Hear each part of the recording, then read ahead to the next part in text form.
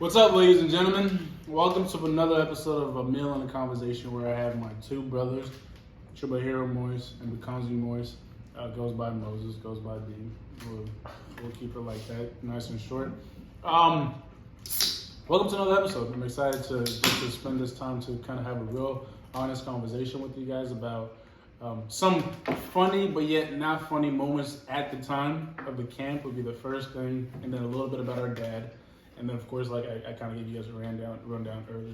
Why did you guys think that our family chose to love other people when we could have chose hate? So, okay, now for the first question it's not even a question. Really, it's just a moment for you guys to kind of share the story that I really loved growing up, because I got a sense to understand who you guys were a little bit, but then also understand the circumstances that we were born in. You guys didn't, because it was like over a conversation while we were at the dinner table, or we just happened to have a family gathering. You guys would share these moments. Moses, I'm interested in this story, right? The one that I was talking about earlier, where you guys used to sell cigarettes, and what's his name? Yes, you guys get caught up. I can edit that out. Oh. But you said, okay, but for now, the name is unanimous. I don't know if you want to say his name or not share his name. It's up to you, because this is... I've never years. Why for my sake? What are they going to do? Because, I mean, you just... They don't even know me. Okay, they will follow you. Why he put my name out there? Just maybe don't use... Okay, let's say unanimous. Okay? A unanimous person, right? You guys get caught up. And please tell us the story of what goes down. So give us a little context before you actually go into it. Okay. Okay, what happened was, we already in that, dead camp for a while. Then basically they start making us like the slaves, So they will send us to go get water for them. Sometimes we gotta do like, how do you call it? Labor? No, like basically like housekeeping or like maid, So labor, yeah. Those things you gotta edit it, No, you don't need to edit it. But anyways, so to the point that they say that those are kids, they can never escape, Right. So somehow we started standing in the street begging for money. Mm-hmm. So the money they gave us, we went to buy cigarette, because it was like a military thing. Mm-hmm. So we know military loves cigarettes. So we start selling cigarettes. So that particular day, it was like a normal day. Then, this couple military, they goes like, kids with cigarette, come over here. So we got a race, like whoever get there, they buy the cigarette first. Mm-hmm. So he actually beat me, the other guy I was with, he beat me there. He goes like, call your friend too, we buy his. Oh, that was a lovely day for the both of you, supposedly. Yeah, that's a party. That's like... So I went there too. Bro, they took us like in different building, like a really pretty, they had older people in there, because the one the building we were in, it was like women and kids, right? But this was actually grown-ass people, And what we were in was not an official prison. It was like a huge abandoned building where they were keeping us until they were going to kill us. Okay. Yeah. But what they went was an actual prison where they keep bad people, bad military people, whatever. So we were, they grabbed us, they took us in the building. Man, they started beating us up. And they would take his hand and my hand. They would turn us. When we got dizzy, they'll slam my head together. One fall over there, one fall over there. I mean, it was really, really tough, because it got serious. We were like, damn, are we going to be able to survive?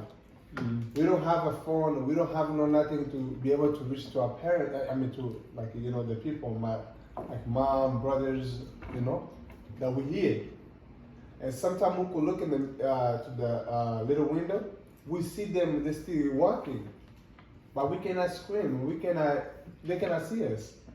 Okay. Because it got super late, they started come looking for us. Hey, how come they're not here yet, So we were in there.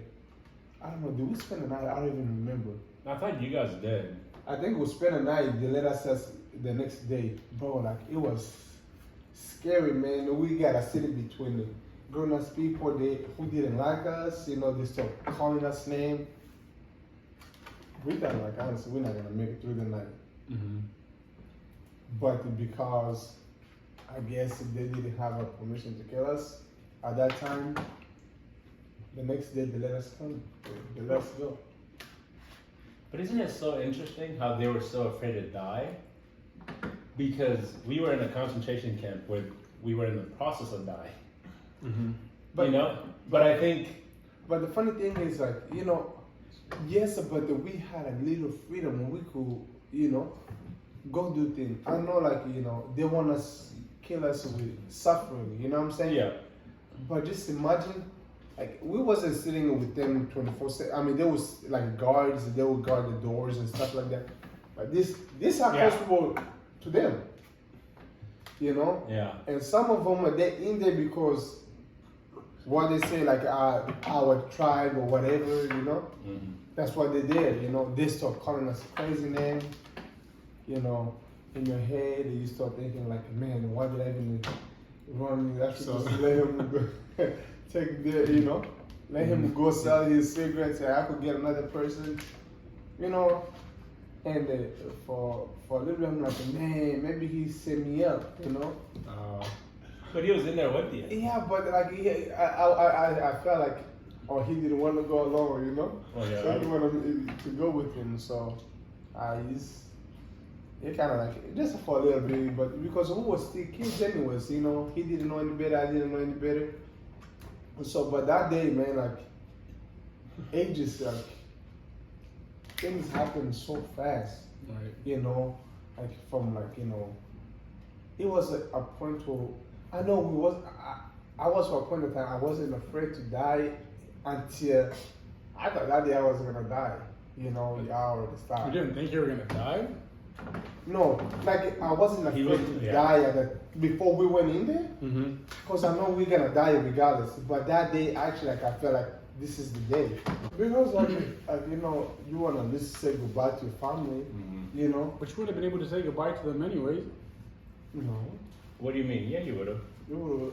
So they would be like, hey, I'm about to go kill you. Go say. But I No, thought sometimes because, at night. no, because they'll come and take someone, Yeah. or they'll kill you guys all together. Oh, okay. I think I understand what you're saying, Moses. I think it reminds me of the story. Remember when the captain? You remember like when we were there? There was two captains. One was like nice, Mm-hmm. like not nice because he had us there, but like, but then there was the one that had like the very loud voice. That was the mean one. You know, when Kristen and I, do you remember when we went in his like- field? You know, so like they gave us range. You know, and for me, a lot of people had to understand like Moses and John for the family was the people that provided for us. So they would work, whatever they got, they brought to the family. You know, they'll carry like gallons of water down hills or gallons to get water, you know, up a hill. Like I was too little, so I couldn't do that. So, you know, for me, the biggest thing, I was like, I just don't want to be another mouth that Moses and John have to feed. So I would only go to them for emergencies. Mm-hmm. Like if I go a day or 2 days without, I can't find food or I can't find food in the trash, then I'm like, they were always my backup plan. But I would always try my best to not have to depend on them. So I would pick trash, I would do things. But like Christian, who, you know, him and I, we would hang out. I mean, we all kind of hung out. We all wandered. We all did different things. Yeah. One day he's like, dude, I got a great opportunity. Let's go in this field and pick up peanuts, you know? But we'll pretend like we're just picking up trash. Because the commander owned that peanut field. And, you know, so there was a guard there. And we were like, yeah, we'll pick up trash. Oh my gosh, man. We picked up so many peanuts. Like, we were so not smart because we're trying to technically steal. Mm-hmm. We're supposed to be picking up Technically, trash. it is stealing. There's no technical. I guess there's no technically. We're trying to steal from him, you know, because we're not picking up trash. So we filled up our pockets. And remember, we had the same clothes, you know, the whole time we're in the concentration camp. We never got another pair. So like they were ripped, but dude, we filled up everywhere. Holding my shirt like this so there's peanuts falling everywhere. So we thought we were being very sneaky and very smart. And as soon as we're about to leave to go, the captain comes. He's usually not there, so it's not like we thought we were gonna run into him. Oh my gosh, I've never been so scared in my life. I think that reminded me because of what you were talking about, because like, it got to a point when we got there, it's like, I'm ready to die. Lord, just let me die by like a bullet. Don't let it be painful. Please let it be instant. Mhm. You know, that's literally what I used to pray for. Like, I just don't want to be cut in pieces. Because, like, I mean, that's how they kill some people. They cut them in pieces, or they put a tire over their face, and their body and burn them. So, like, I'm like, I just want to get shot. Please. Just shoot me in the head and I die and we go.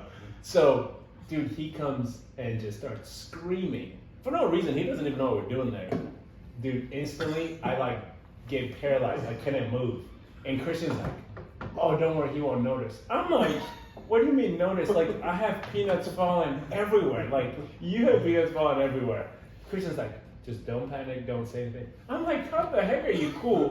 Dude, he started talking, instantly I just started peeing on myself. Like, without even thinking about it, I started peeing on myself. And he's, like, Christian is still being like, oh, no, it's fine. Dude, he's going crazy, and he's getting closer and closer. I'm like panicking, because I'm like, I'm not gonna lie, because it might get me worse, like, you know? Dude, he's getting closer, and he's just yelling at us, what are you guys doing on my field? I should kill you right now, all this thing. And literally, man, I couldn't move, we couldn't run, even if we could run, he knows where we're at, he's the one that kicks us. Like, literally, I've never felt so, like, literally paralyzed. My body couldn't move, all I could do is pee. So I just sat there. And the closer that he got, dude, one of the guard goes, oh, I told them they could be in here. They could be in here, and I'm letting them pick up some of the trash and some of the things that are, like, going bad. I'm like, and he goes, oh, okay. And then he leaves. I've, like, my heart was out of my, like, so I was just thinking about what you were saying, man. Like, I was so prepared to die. I was like, oh, I'm not afraid of death, all this thing. But I literally in that moment felt like, we're gonna die. Mm-hmm. Now we just stole from him too. He's gonna kill us In the worst way just to make, I'm like thinking of the word. But man, Christian was just calm. He's like, no, he's not gonna figure. I'm like, what are you talking about? He's not gonna figure out. Like, I can't hide anything, you know? It's not like he can't see it either. Like, you can literally see we have a lot of good peanuts in all of our, so, but like, as you were saying that, because I always tell people, yeah, I was prepared to die. I've never thought if I was really prepared to die, because when the moment presented itself, I always felt safe dying where we were at, because I was like, I'm with the family, I'm gonna die with everybody. It's like, that didn't like bother me at all. You know, because like when we got there, like we dug holes where they're gonna bury us, so like in your mind you almost had to prepare for that. But I think, I don't know if it was because I'm not dying with the rest of the family, or I'm not gonna get to say goodbye. It was just like, okay, it's about to happen. Because so basically I'm sorry, go ahead, continue, go ahead. no, because like honestly, like at that moment, you know, it's like how you playing, like, you know, when you guys have like a basketball game, you already start playing in your mind that how you gonna get. Like, you know me, when I tried for basketball in the high school, I was one of the best players in practice. When it came to a game, I was one of the worst players, because the way you actually know that this is a game, it matters. But practice, it's a day to make a mistake, you know. But when that happened, I was like, wow, it's here now. Yeah, it's right. In my head, I saw, like, you know, repenting, like I said, God forgive me Oh, for yeah, my me sin too. and everything. It's- I know I've done this and this and this. God forgive me. Let me be. Lord, I'm ready to see you. No, like, I mean, like, honestly, like, it's kind of funny right now, because of course we're here, but at that moment is how you could see, like, your life just Oh my gosh. end like that, you know, like, and the plus, like, you could see your family member, they're looking for you, and there's no way you can communicate with them and tell them that, you know what, we are here trying to find a way. We see them, they're calling our name. So like, so it was so hard, like, you know, if you see somebody get killed, right? You know he's dead, right? But if you don't know that, if you never see somebody get killed, in your mind you're always like, are they still alive? That's an interesting perspective, because that's gonna be interesting when we go to the dead topic. You know? But My life. I've had close moments too, like, I was not smart. I in think the camp. another close day was, remember when about the food? Oh, Me, you, gosh. Christian, and I've never been so mad at Moses, man. Listen, when we got to the camp, I just believe, even though like when I'm about to die, I pray to Jesus, I didn't believe in Jesus. I was like, I'm never gonna read the Bible, I'm never gonna pray to anyone, I'm never gonna, but I guess in bad moments I'd still pray because it's just what we need to do. But like, I was a young kid coming from, like mom, like every time before we went to bed, we would pray, we would, like we kind of used to do when we were all at home. Mm-hmm. Last memory we had together was actually praying together. We were all together, we prayed, and as soon as we said amen, people broke into our home. Yep. So like, and like, from what I knew of Dad, the little that I knew, like the kind of human that he was, I'm like, the Bible can't be true. Because if Mom says God protects his own people, and so that's the thing as a little kid that I struggled with until I became an adult. Mm-hmm. I couldn't put the two together because Mom would always tell us, no, like God loves his people, God protects his people, and nothing's too impossible for God. So I'm like, Mom and Dad were really the best humans that I've like. So I mean, we'll get to that when we talk more about that. But I'm like, we are covered for the rest of our. I used to think like nothing bad would ever happen to us. Right. Because of how Mom and Dad, how they lived their life. I'm like, we're covered for the rest of. I don't even have to be a good human because of how Dad and Mom were. Like, I'm gonna live my life just coasting. So I think when things happen, like we never. But so Moses though, like when we're in the camp, he still was religious. He still loved Jesus. He still prayed, dude. Like, so we have a few moments where we're together in the same area. So Moses and Christian and David, they had worked for this lady. Mm-hmm. Said so sweet. I can still remember like it's crazy how you still. I mean, I was like almost 7, so like I was so little, but it's crazy. I can still remember the nice people and the mean people. Mm-hmm. But they worked for this lady. She make us a big meal. Oh my gosh, she make us sombe, which is the veggie stuff, nyama, which is the meat stuff. Like, but Moses can continue to tell what he thinks. But dude, she makes us all these things, and she says, "Hey, you guys hurry, because if my husband gets here, you got to know, like the ladies are just a little nicer. The husbands are like, we're trying to starve him to death, so we don't have to use our energy to kill him. So you better hurry before my husband gets here, because if he gets here, he's gonna go crazy." So I'm like, "Oh, you don't gotta tell me twice." I sit down and I start reaching to eat, and Moses like, "No, we can't eat. Let's pray first." I'm like, "You gotta be kidding! We can't pray after? Like we can meet afterwards. All we have is time." He's like, and in our culture at the time, like disobeying your older brother is like a sin. So I'm like, Moses. So now I'm pleading with Moses, like, Moses, please, let's eat. The lady just told us, because like. Honestly, think about it. I would go some days, like days without having food. Mm-hmm. So in my head, I'm like, man, this is like a huge party. Like, like it's just like so excited. I'm ready to eat. And Moses like, we're not gonna eat unless we pray. He's like, I don't care what you guys say. We're not eating until we pray. I'm like, okay, F this. Let's just pray. So we start praying, right? Moses started praying, of course, because I wasn't gonna pray. I was already too angry. As he's praying, I'm taking the meat and putting it in my pocket. Just for backup, just in case. Dude, so I'm filling up my pocket with meat. Moses says amen. The husband shows up. As soon as he says amen, the husband shows up, man. Oh my gosh, I was so angry. I'm like, literally all that we told. I kind of want to hear Moses' side, like what was going through his mind there, because I've never been so mad at Moses because, dude, guess what too?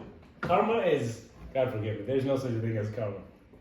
The husband shows up. It's David and Christian grabs the pot of the green stuff, sambe. I don't know what it's called in English. Cassava leaf. And they run. So I have the meat in my pocket. So I run too, because I don't want to die at that moment.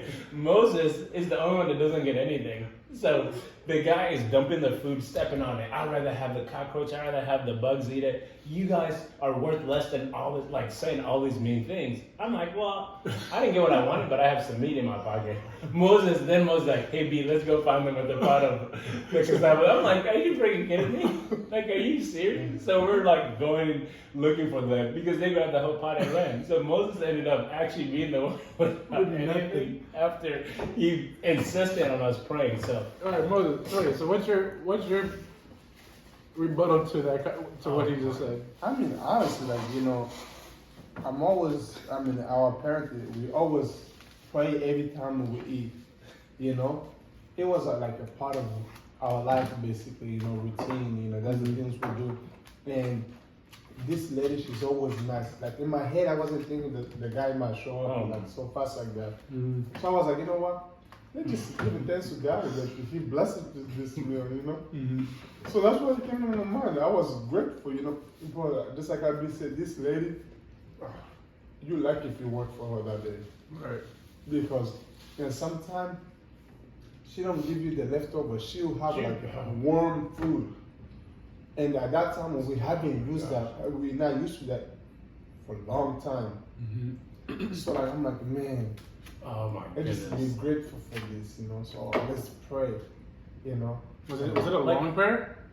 I mean, It wasn't really. it wasn't long, but it wasn't like, thank you for the food, amen. He was thanking the lady, God bless her with the lady. I'm like, okay, so this is the thing for me. In that camp, I wasn't doing a lot of praying, so like, I felt like I was just kind of on my own. Right. I didn't trust most of the people that was in the camp with us. You know, I was trying to not be a burden to my family, so I really was big on like just me taking care of myself, to not be an issue to Moses and John. Because think about it, like that's a lot of mouth to feed. Because Right. you guys were all way younger than I. So when it's so hard to paint the picture of the lady. Said like when he said like an actual meal just made was like because they can give us whatever Right. they didn't have like when they worked for them. You know, and also I wasn't old enough to work for anyone, so I wasn't like working all the time. And I'm like, oh my gosh, this is this is such a huge blessing. So for him to say, in my head I was just like, yeah, I don't mind praying, but like, let's hurry first, eat, finish, and go. We can sit in a circle and pray for hours. I don't have nothing else to do during the day. But at least I'll know that I have food for the rest of the day. Like Right. my belly is not even used to this much. This might last me a week if I needed to. But so I was like, but oh my God, I did not. I guess maybe since I was younger, like certain things just I didn't follow when I didn't hear, Right. which is not a good thing. So it's funny you say that because yeah, I kind of almost like I'm not a Christian. Yeah, my family's a Christian, but like I just didn't think that way anymore. So like I never sat and thought, let's pray first. Like that was never. So for him to even say that, Anything like at that time we were kind of mad at God, you know, like. oh my gosh. We never done anything wrong. We're still young here. We, you know, with our parents, they wasn't in the military, no nothing. God, but why? You know, at that time we used to, you know, you grow up in a Christian home, it was a routine thing, you know. So you were so mad at God, you know, like you got, like you know, at a point you feel like God doesn't exist. That's what I thought for sure. I was like, he's not real. You know, it doesn't exist because like I never hurt anybody. I never treat somebody unfair, this and this.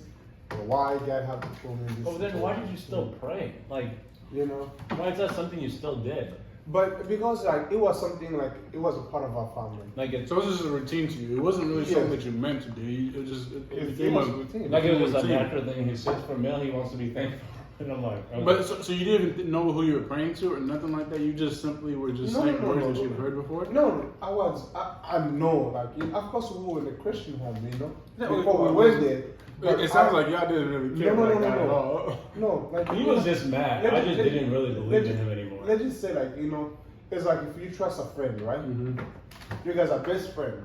Something will happen and he betrays you, right? And with the friendship end, right? You guys, your communication is like is there, right? That's how we were with God. We were afraid until I'll speak for myself. I felt like he betrayed me. Right. Like, how can he let me go through this when I didn't do nothing wrong? Just because of the way he created me, you know what I'm saying? So I was mad at him, but because it was something that was routine in our family, so Yeah. we prayed. And plus, at that time, I wasn't just like by myself, or I wasn't just with B. We were like the whole, like, it was like basically like a family. It was a full people. I broke that routine fast. You wrote what? That routine of praying was non-existent for me. Yeah, so, yeah, it was basically routine. Okay, so there's another story of you picking up the food and then running with it. Oh yeah. I mean, I have a lot of stories. But I'm really curious. So you can share. Also, people have to understand, I was like literally in survivor mode. So I got in a lot of fights because, so you gotta think, So like, besides Moses and John, there was other older people that were working. Right. The last thing they wanted was, so a lot of my story also had like, I almost like would learn people's schedule to know when they were gonna get to the end. Because at the end, that's when you get the reward, you Right. know? Like if I run out of like, man, I haven't had food the last 2 days, I'm like, oh, I kind of know where Moses is gonna go and I see who he's working for. So in like 30 minutes or whatever, a little bit, I'm gonna swing by there because I know Moses is gonna be finishing. He was inspired. I mean, yeah, because I just kind of had to. I mean, I would also just steal. Oh man, I got so good at stealing. I would go, there would be like military family having picnics, like eating together, and I would steal and they wouldn't know. I would do like a cartwheel, pick up things off their table and stuff or the ground and just keep going. And they'll never, because I was just in such a survivor mode, like I just was really big on, I don't want to be a burden to my family. That was like my biggest thing. I mean, since I was like 6, like I just want to make sure I'm not a burden because they're already carrying so much burden. Like one less person is better than like. Well, how does a 6-year-old even get that thought process through? I don't get that. Like I said, I understand you got that burden, and I kind of did my own thing, but that's because we all in a sense had to. Yeah. But like to even think that B has a, I guess I can kind of, but then I just don't. I don't know. I mean, yeah, I don't know either. I just remember, you know, like I just remember once they were able to work, like knowing, like, man, they're having the food that they're bringing. That's the only thing. Because sometimes they'll barely get any food. Sometimes they'll get food and not eat. Just so mom can eat, you can eat, team can eat. Like, eat, I mean, when I say eat, it's like barely anything, but like Basically, a bite. yeah, like you can each have a few bites and like that's better than nothing. So I was like, if they're barely eating, like, and they only eat if we have enough, like, there's no way I can feel justified to eat anything. Right. Because they're gonna turn around with no food, have to go work again the next day. So I think I just thought the best thing I can do for the family is just be on my own. Okay. So, but the food part, the one you're thinking of, the story of like me grabbing a bag and running. Of course, I was smaller than everyone working, right? Mm-hmm. So I won't mention the name, but the guy went to work for this lady. And I knew the lady would give him something. So I knew around the time he was gonna finish. So I went and tried to find food and I couldn't find it. So then I circled back where he was gonna be at. So I saw him finishing up and he was like waving me off because he didn't want, because the thing is I was also so stubborn, like whether you're bigger or not, if someone says you got share, I take that to heart. So he just finished working for this lady for like hours. He cleaned the house, he went and got water. And like when we say get water, like Seth, it's like miles downhill. And then you have to put the water in your bag and bring it back. So it's not like, oh, I'm just going to get water from the store. Like, man, it's like serious. That's why I couldn't do it. Right. Because it's not like I was 6, 7, like. And then there was 3 kids themselves. Yeah, so like It's not all like these people grown-ups. are like maybe 3, 4, maybe 5 years older than me. So it's not like they're like grown-ups Grown-up, either. yeah. But like, so he went and has been working for hours. And then, but at that point, I didn't care. I was like, whatever how I can get food is how I'm gonna get food. So I see him about to turn the corner, and he's waving me. He's like, don't come over here. Like you didn't do anything. He's like, wait, of course I'm not gonna listen. So I keep walking. He finished. I think he delivered the water because like getting the water was like the last thing he was doing. And as soon as he get there, I pop up on the porch too. I pop up right next to him. The lady goes in a plastic bag, puts a lot of rice and a lot of beans in a plastic bag like that we have, you know, like the grocery store bag. Man, oh my, that's a lot of food. Like Right. a lot of rice and beans, and just hands it to him. And he goes, "Oh yeah, and share with your brother, you know, share with your friend." Oh, and I was like, those are the words I was looking for. I just needed him to say something. Because if he didn't say that, then it's like, I have no claim to it at all. Right. So he says, share with your brother or friend or whatever. And I'm like, thank you, Lord. That's all. So then he says, okay, because what is he going to say? If he says no, she might take the food back. So he's like whispering, he's like, I'm not going to share. I'm like, oh, you're going to share for sure. She says share and you said, yes, we're sharing. So he goes, what'd you do? I was like, it doesn't matter what I do. What do you mean what I do? This has nothing to do with who did what. I just know they gave you food and they said share. And you said yes. So he's like, so he just keeps arguing. He's like, I'm like, dude, it doesn't matter what you say. We're going to share this food. And he's like, no, we're not gonna share. I've been working, and he's like naming all these things they did. I'm like, dude, I'm sorry you had to do that, but like that has nothing to do with the food. So we argue for a long time, and I'm like, so I just follow him everywhere. I'm like, dude, I hope bag of rice and beans. Come on, man, I'm not gonna give up that easy. And he was big and strong, so he tried to push me. I'm like, you can beat me up to where I can't move, then you can have it. I just told him, like, you're gonna have to kill me, or else we're gonna share. So eventually he gets to the point, he's like, okay, he doesn't want to create a lot of attention because then people might see he has food and try to beg him. So he's like, all right, let's go find like a calm place and we can share. I'm like, exactly, that's what I needed to. So we go find a place and we're sitting there. We see David. We're like, dang it, like, how did he find us? So he comes in and like, it's funny because the people that we were in there with, most of them, some were family and some were like Christian and David's mom and my mom were like best friends. So we like, everyone in there, we were all close. Right. Like the other family was like their dad and our dad was like best friends. Actually, cousin. Yeah, and but I'm saying even like, I don't want to say their name. Like their dad was like our dad's friends. Best friend. So like if they technically find it, we kind of have to share even if we keep saying no. So we get there, and I remember it was me, him, David, and I think Daniel came. So Daniel, to just share a little bit, like Daniel was with the grown-ups in their camp, like the 3 days when we're in like the jail cell, he was with the grown-ups. So the grown-ups were like dad was also, their whole thing is they weren't going to give him a chance to survive a long time. Because older Mel would pose a big threat of like trying to fight back and stuff. So they would like torture them, beat them, so they were like until they killed them. So Daniel was in there for a few days. And then when mom went to say bye to dad, I'm sorry, I'm getting into a different story.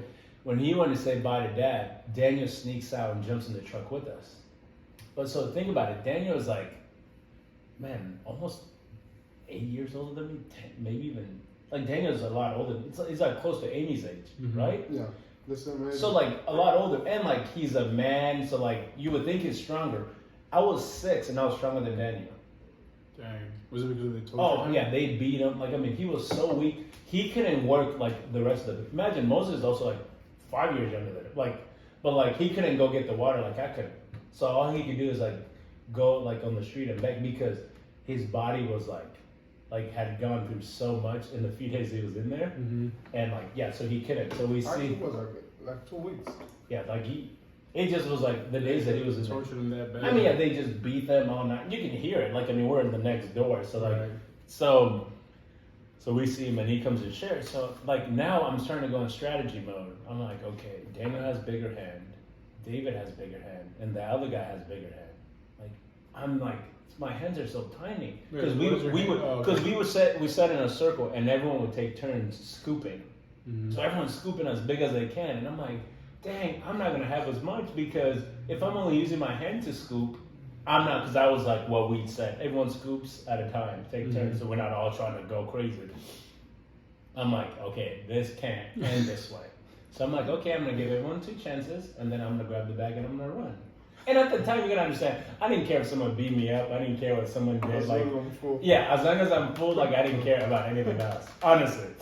So they go after. I mean, it was a huge bag of rice. So like, we had a good amount. I just felt like I wasn't getting enough.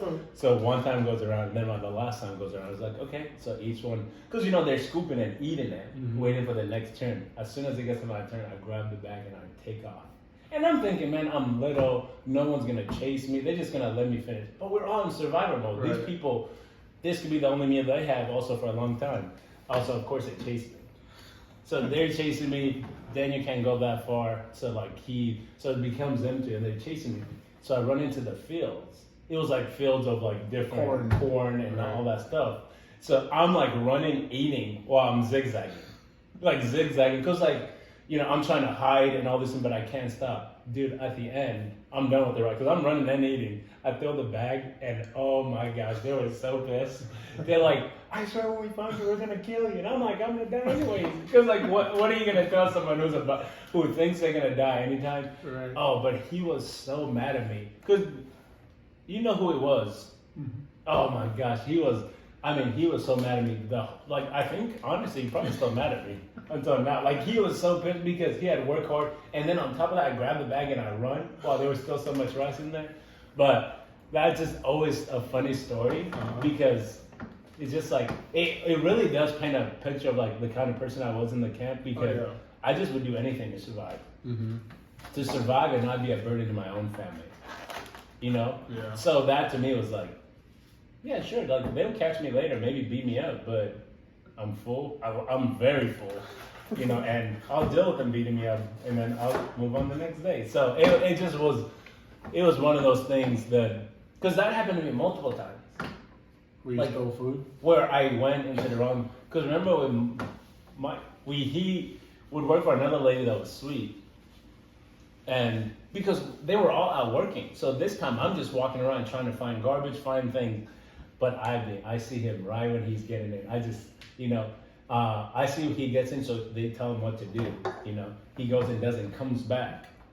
He sees me, I see him, of course, and he's like waving me off, like yelling at me, like leave, leave, leave.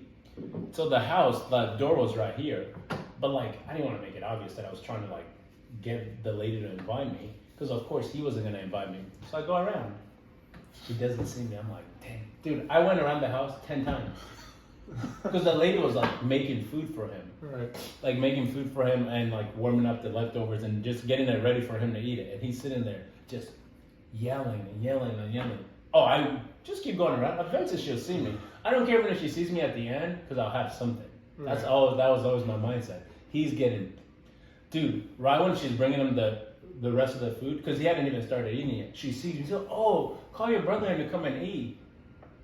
He's put in a bad situation. What does he do? He has to call me because what else is he going to say? So he calls me. He says, yeah, you can come and eat. I sit down, man. He's yelling the whole time. Because he's pissed. He's like, how dare you come and sit and eat? Don't eat any of the food. I'm like, in my head, I always thought, like, do you guys understand? I'm in the same situation as you are. Like, dude, I didn't have food for almost 2 days. Like, what are you saying? You think I'm going to have a meal here and you yelling at me is going to stop me from eating it? Dude, he's yelling, like, thinking maybe he's gonna convince me. And I mean, I sit and I start eating. I just eat and I eat and I eat. And he's just yelling. He hasn't ate yet. He's just yelling and yelling. He's like, how dare you? How do you feel about eating that food? I'm not talking. I'm not saying a word. I'm just eating as much food as I can, as much food. I'm just eating and eating and eating. And I eat. Literally, I eat like 90% of the food. I'm like, because also, you can never get too full at the time because I would just eat until, like, I literally couldn't eat anymore. But the whole time he gets pissed, I eat. After I'm done, I thank the lady and I leave. And he's like, I'm like, in my head, I'm just like, there's enough food for both of us to get full. Why are you, like, yelling at me this whole time? So I was like, I don't know, of course. Well, he didn't get a chance to eat any food? I mean, he just had whatever I couldn't eat. Because the whole time, he was just yelling at me. Oh, they always yell about the same thing. I didn't do anything. I mean, I know I didn't do anything. Like, oh, it's, you know, like, what am I supposed to say? Yeah. But I was just like, there's no point of me arguing because everything they're saying is 100% true, but that's not going to stop me from eating. Right. So then I just keep eating. And then I was done and I left. But it was just so funny because that's just who I, you know, like, I stole. If I couldn't find anything to steal, I went in the garbage. If I couldn't find anything in the garbage, you know, walked around like I said, my backup plan, if like it's been a while and I haven't had food, I just was always like, I would always find John or Moses. Because like John, at some point, remember when he like lived at the house? Like the people loved him so much, or like he ran into the right people, like he became their maid, which was like huge because like that means he has access to food all the time. So like if I ever didn't have anything, I'll swing at the place and he'll give me something. But I was like, I don't want to overuse that because I know he's taking so much food and trying to help with their family. So, right. But this is also how we survived. Like without them giving us food, like think of mom. Mom was breastfeeding. Right. Without that, like how would she even have anything to breastfeed? Nothing. So, but yeah, man. Do you have any story by any chance before we continue? Is there anything that you want to share? Nothing. Oh wait, actually, the last story, the hairy man. Oh, that's the last one. Yeah. Oh my gosh. First, because John didn't really give the people the contact that I was hoping for. Also, he won't because he knows it's gonna make him sound bad a little bit. No, what he said was he always said at the end because he was taller and. He said he said at the end. Yeah. Oh my gosh. I'm glad Moses is here, so he can. First of all, that's incorrect. No, because he said that he slept at the end because he was older and he was taller, and so they didn't want him to catch because they were trying to catch the man first, of course, right? So he always slept. So why would he sleep at the end? Because that's no, like the bed, like by the wall, like closer. Or I don't know what it was. Like no, he slept in the middle. Don't. Let's not sugarcoat it. He's probably gonna get mad at me for saying that. I think in the beginning, Yes. he was, at the end. But until like they start looking who's the oldest, the tall kid or whatever. Oh, so it wasn't. So maybe he meant the middle then. Yeah. Yeah. That's probably definitely what he meant. Yeah, because what he was trying to say was like they were trying to prevent him from getting caught because he was the oldest one because they were looking for him or whatever. Yeah, and I was a kid, so I didn't understand that. I'm like, I should be sleeping in the middle. Because because can you break it? Because I don't know if John did a good job breaking it out, but what happened was like, yeah, part of it was like, Moses and John are older, so like they're looking for kids that are older. But of course, at the time, I'm like, yeah, but they are older. They should still sleep because we all want to sleep close to mom as we can. I mean, and plus, if you sleep in the middle, you have a blanket basically. Yeah. Because we didn't have no blanket, it was in the open. When it rains inside.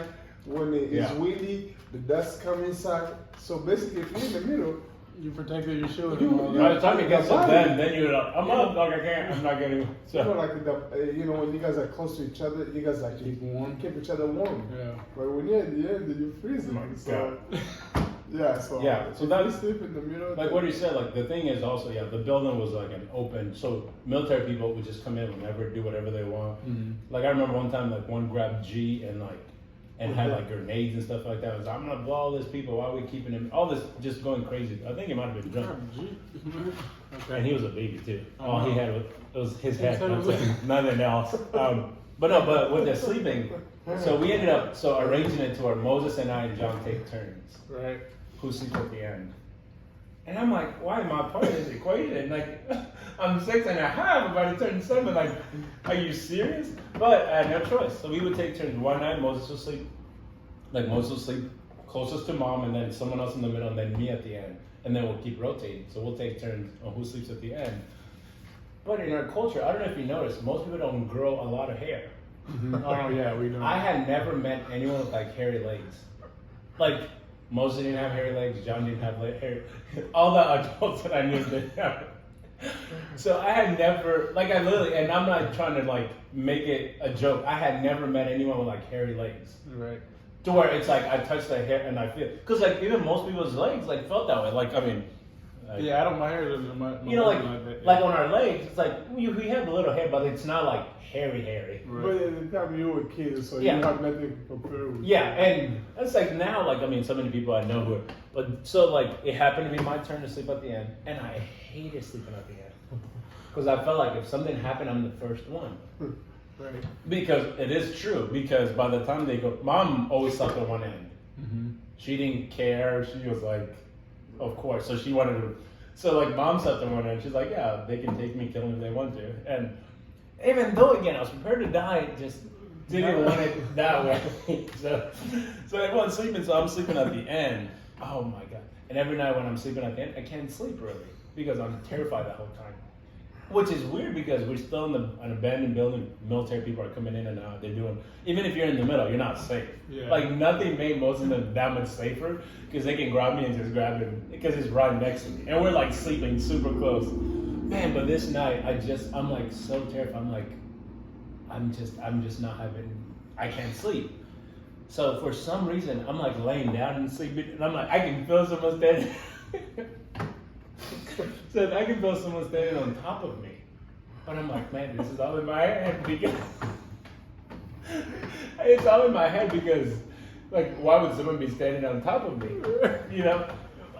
So I'm like, oh, I'm just tripping. I'm already scared, so I'm thinking it's all in my head. But like, you know, you can feel someone standing on top of you if you're not sleeping. So I'm like, I'm not gonna look, I'll just feel. I'm like, I'll just feel because that feels safer. So I pulled I just, I'm laying down. So I just put my hand down just to make sure that no one's there. And I feel something. It's crazy because when I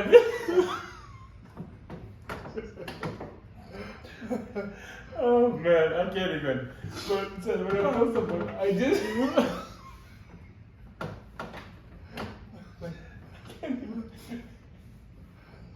Once again, I felt something and I can't turn around. I just felt like if I don't turn around, they won't be around. Oh, man. So, because I had never felt someone with like long hair, for some reason I thought, oh, Daniel has long hair. But then this whole time, all I could do is, like, I could have just turned around and looked, but I was so scared. And I thought it funny and look, like the person would have hurt me or do You anything. would disappear. Yeah, so literally said, I'm feeling, and how did it go?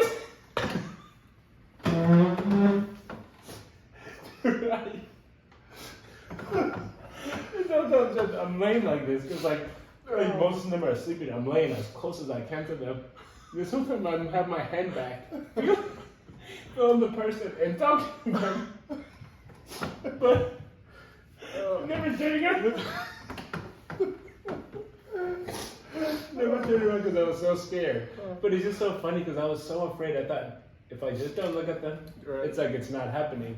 So dude, so I film and I feel their legs. I'm like, so this whole time I'm like, hey Daniel, what do you want? And he doesn't respond. I was like, hey Daniel, this is not funny. I'm like, I'm trying to sleep. You know, I'm trying to sleep. Like, what do you want? And honestly, What even happened? oh my gosh. Oh God.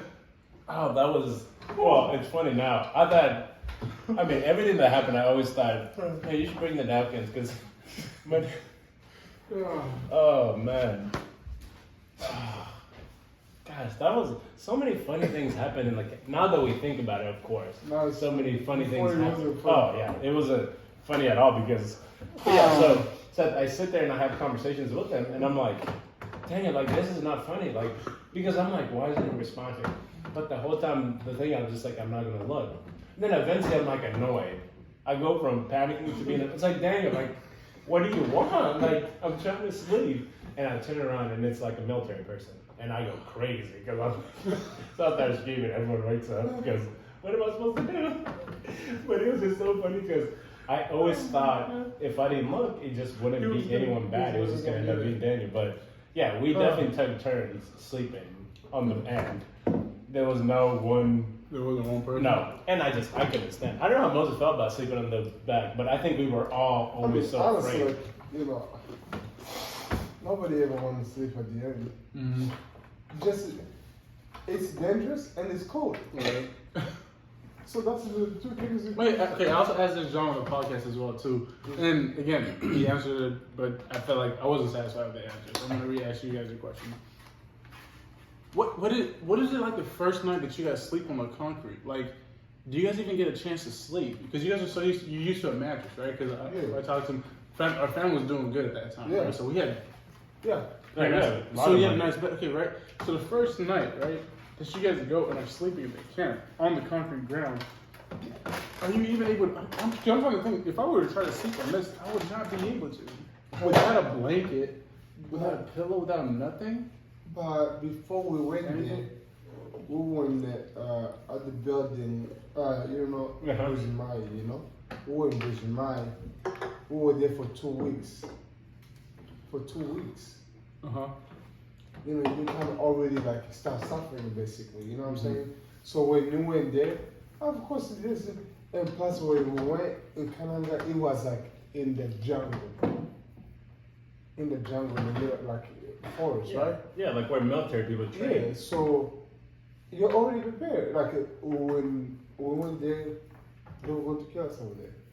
So of course the cement, it was cold. Also, like, this is nice. You know, It was bumpy. It was like, it was not like a barely, smooth like, cement. you know, Oh, so, like it's cold. You cannot sleep, mm-hmm.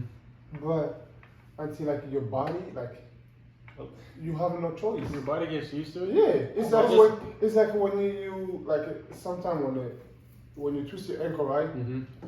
you learn how to, you know, not to put weight on it that much, you know. So when we go in there, you just like learn how to. I'll sleep here for a couple hours. I'll sleep here for a couple hours. You know, like anything that you could get, like basically like about sleeping. You didn't even think about sleeping. Like I was your gonna body gets shut down, like you know. You have Well, no that's the choice but last to thing sleep. you're like. There's so many other things that matter more that's happening. You're about to die. Yeah. They're not giving you food. They can literally at any time come and either blow the place up or whatever.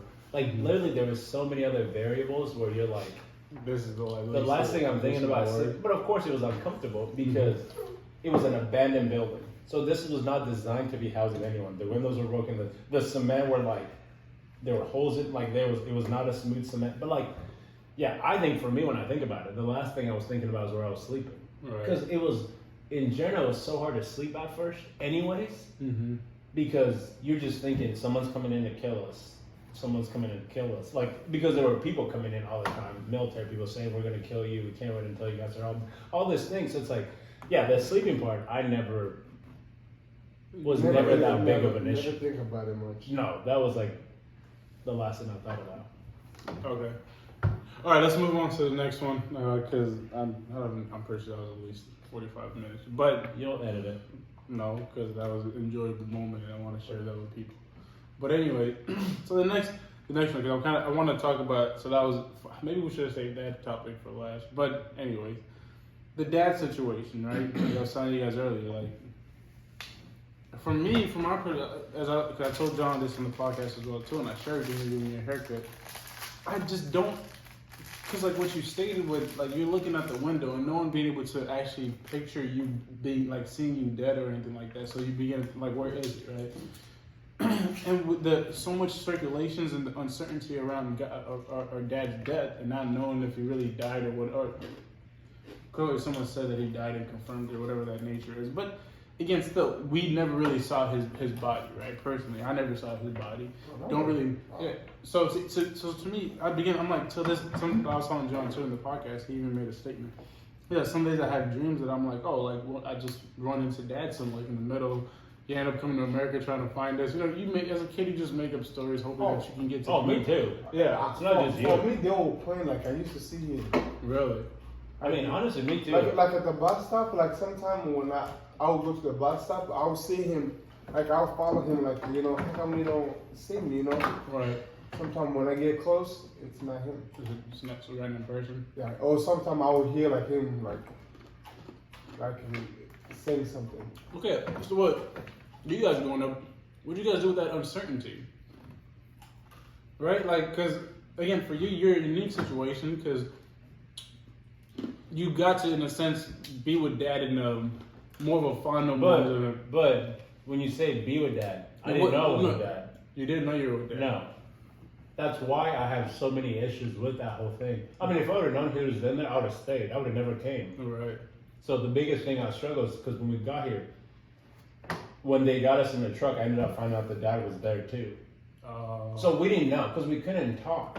Because any noise you make, they will hear you and they'll come and take you. So dad was hiding. And I was hiding. Actually, how about we that night in itself, right? You guys said you guys were praying and they came and knocked. Is that the same night that dad was hiding in the room? Yeah. Mm-hmm. Okay, so can you guys please paint a picture of it like that? So just I don't grasp that concept, right? What is that look? So you were done praying, amen. We said amen. Mom or whoever dad said amen. They come bursting in, right? Dad was clearly praying with us, was he not? But Yeah. go ahead. No, you go ahead, please. No, but you have to understand that where we were living, the house had a gate. Uh-huh. So they got a Yeah, we had a really nice house. They got to break through the gate first, and when they get to the gate, you know, in Africa, a bunch of windows they have the metal thingy before it gets to the glass, right? Right. So they had to try to force it, but when they tried to force it, at that moment we knew that they're looking for men. Right. You know what I'm saying? We didn't know they're gonna take the kids too, Mm-hmm. because like it was going on for a while Right. until that day actually happened. So like when we hear like people start breaking, before they get through those metal thing and the windows, Right. so that went and hide. Because we were like, oh, they're not gonna take a kid. This is gonna take it, you know, like that. Mm-hmm. So he hid, but they still take us. So they didn't see that. Okay, so Also, dad did not want to hide. why did he want to hide? He did not want to hide at first because he wanted to be with everybody. It's like if something's gonna. That's why when you say selfish, you know, and I understand. Like I'm not trying to say how you feel is wrong because I felt so many different emotions. But how I came to understand it, I think what he did is what any man would do in that situation. Because I don't think I would have been I think Dad would have never done that if I. This is what I struggle with the most. If I never left under the bed, Dad would have never died because he would have had a kid to care for. He would have had me to say, okay, he's still here with me. I don't want to take him there to get killed also. Right. But because he was by himself and he just saw his wife and like all his kids get taken to where they were going to get killed. Because you got to understand, there's no justice system where he said, there was millions of people that died in the worst ways you can think of or like by just bullets. So he's sitting there. Think of yourself as a man. You have like 8 kids, 5 kids, whatever you do. You know, mom's the one that was like, no, you need to go hide. They won't kill us. They'll keep us. We'll be fine. We'll get back to, we'll reunite. But as a man, it wasn't fine because they ended up taking all of us, you know, to kill us because that's what they were saying. So when he gets out of that, he's like, okay, my whole family's gone. The least I can do is try to find him and die with him. Because what kind of man am I because like what would he do with his life afterwards? Yeah, okay, he has money, lots of money, sure. But like, you just let your wife go die with all your kids. Like you can't, like how would you live? You would die too. Like your whole life, yes. Also, you would always feel like you're not a man because you know your kids are there suffering. So what he was doing was looking for all of us. Because in his head he was like, if they survive, we can survive together. If they die, let's die together because my life can't move on if all of us. So I think that's the thing I struggle with the most because I've always carried this burden like I could have saved Dad if I just didn't do anything. Right. You know, but like as a kid, what I was thinking of the night of that it happened, when we were all running, we were like, because people are breaking into our door and trying to come in. And it's funny because 2 weeks before, military people had been coming to the house to like check Dad's schedule, see if he's home. See, I didn't even know all that things. I only know because I've had conversation with my mom, and you know, I'm in the process of like writing a book, so like there's a lot of, because like I've always had those questions. Like I remember the night us sitting and playing and being done, and then people coming in. I'm like, but how did Dad get away? How all this thing? So like I've talked like Mom, and like she's explained it a little bit into detail. So Mom knew all these things were happening. Like Moses said, months in advance, like that their war had started. Like they knew it, but I didn't know it. I just remember Mom not letting me like say, hey, don't play outside the gate. All of a sudden, and I'm like, okay, she's just being careful. Like I'm just thinking she's just trying to be a careful mom. She wants to keep an eye. But like the older kids already kind of knew. Because before that, Dad and the other men, they were already in a hiding place before. So to a point that, you know, they like if away from their family, they go like, come on man, I miss my kids, you know? Let me go home. Well, not even like maybe 3 days or 4 days when that happened. Because Dad had been already hiding, but like you can only hide like at the end of the day, like how do you feel like a man if your whole family is suffering? But let me ask you a question. Because we're now saying the same, like, you know, because just like I said, we had a conversation when, you know, oh, Daddy, that's kind of selfish. Do you see it different now that you're a father? No, because I just think. Do you, like, because, like, now, like, you know, as a father, you know, when the parents, like, they used to discipline us in certain ways before, you know, we think, like, oh, this is this. But now you, as a father, do you see, is a different point of view that you see? I mean, I get it more what Dad did with, like, I would do the same exact thing. Like, but I understand what Seth's saying, because when I was smaller, I felt that way. So I was like, dude, if you'd have just stayed in there, you had enough money to be in hiding and be fine. You could have tried to find your way to Rwanda where the rest of the family was or whatever, try to figure those things out. But, dude, like, I think personally for me, even if one of my kid, if I had 10 kids, even if one of my kid was to get taken and my wife, there's no way I would even stay with the other ones. I would try to find someone to watch them and I would go. So for me, I'm like, there's nothing else I could have done. Like I probably wouldn't even let it get that long. I would jump in the truck with them. Mm-hmm. You know, but mom, it's just so crazy. Like, mom's never gone to school or anything, but like, she's just so smart in the sense of like, naturally what they were doing at the time, they did not talk about it or try to say, we'll let him start when he came to man. They were the first people to die. Because they're, like I said, they're the ones that like, if anything's gonna happen, the men are gonna lead it. That's what they believe. I'm not trying to say women can't lead anything, but like, they were like, cause men will like, rebel, like do something, they can plan like how to escape where they're at. So that's why women, they kind of, I mean, they killed a lot of women and kids too, but they usually let them just die, you know, starve or whatever. But like men, like that's what we were telling you, like where Daniel was, like they would torture him and then eventually killed him because, you know. So I think, I mean, yeah, I feel like now that I know how much I love like my kid, and I mean, I know how much I also love my wife, like just.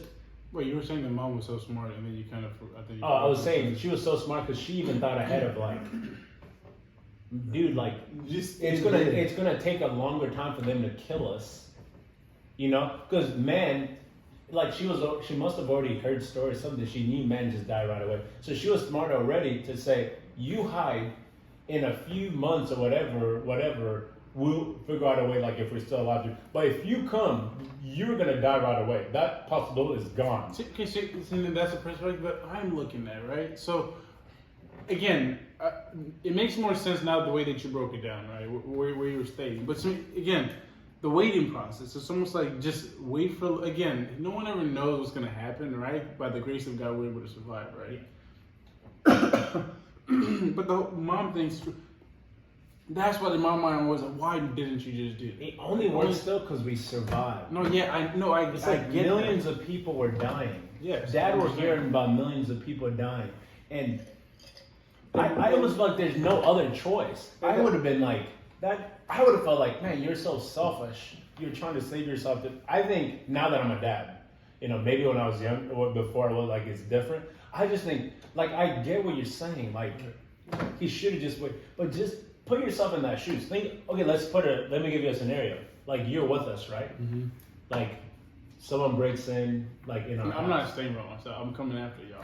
So you're thinking of that, and we're just your siblings. Yeah. Well, not, I guess not just, because you still love us. And the second, like another thing is, when we were in Bujimai, when we were cut for like 2 weeks, there were like some lady from our church we used to go to. She was coming to visit. So that's where my dad was hiding. Mm-hmm. He's the one who kept him, like I said. So she knows exactly what's going on. They are about to take us to a different place. Mm-hmm.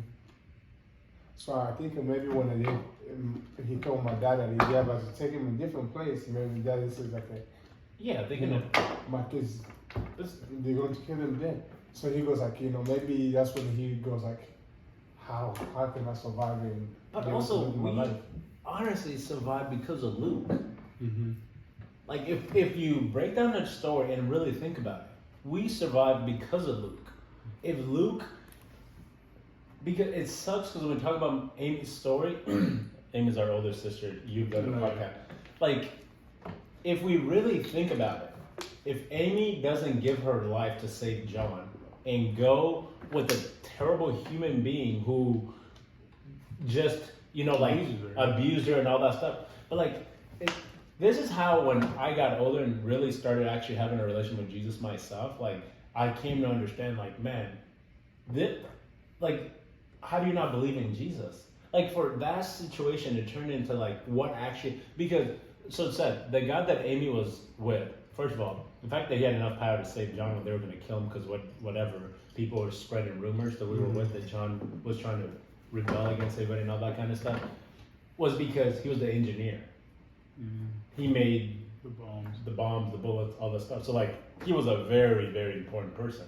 But like, if he doesn't get Amy pregnant, he doesn't feel attached. Mm-hmm. But when he knows we're gonna die and knows that his kid's gonna die, that changes the whole game. That's the only reason he contacts the president's son. Think of who he contacted. The president's son. Because the president was doing all these things to us, trying to get all of us killed.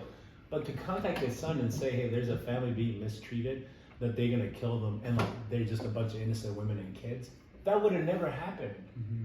So I think for us to think, you know, like so many things. Of course, God had a purpose for us. So like He used people that we could never imagine He would use, and even the fact that they were very patient in killing us because they didn't want to use their energy. And you know, like I just think for Dad to bank on all those things happening. It's impossible. But for him, he at that point is like, I am willing to die. At least I get a chance to say bye to my family.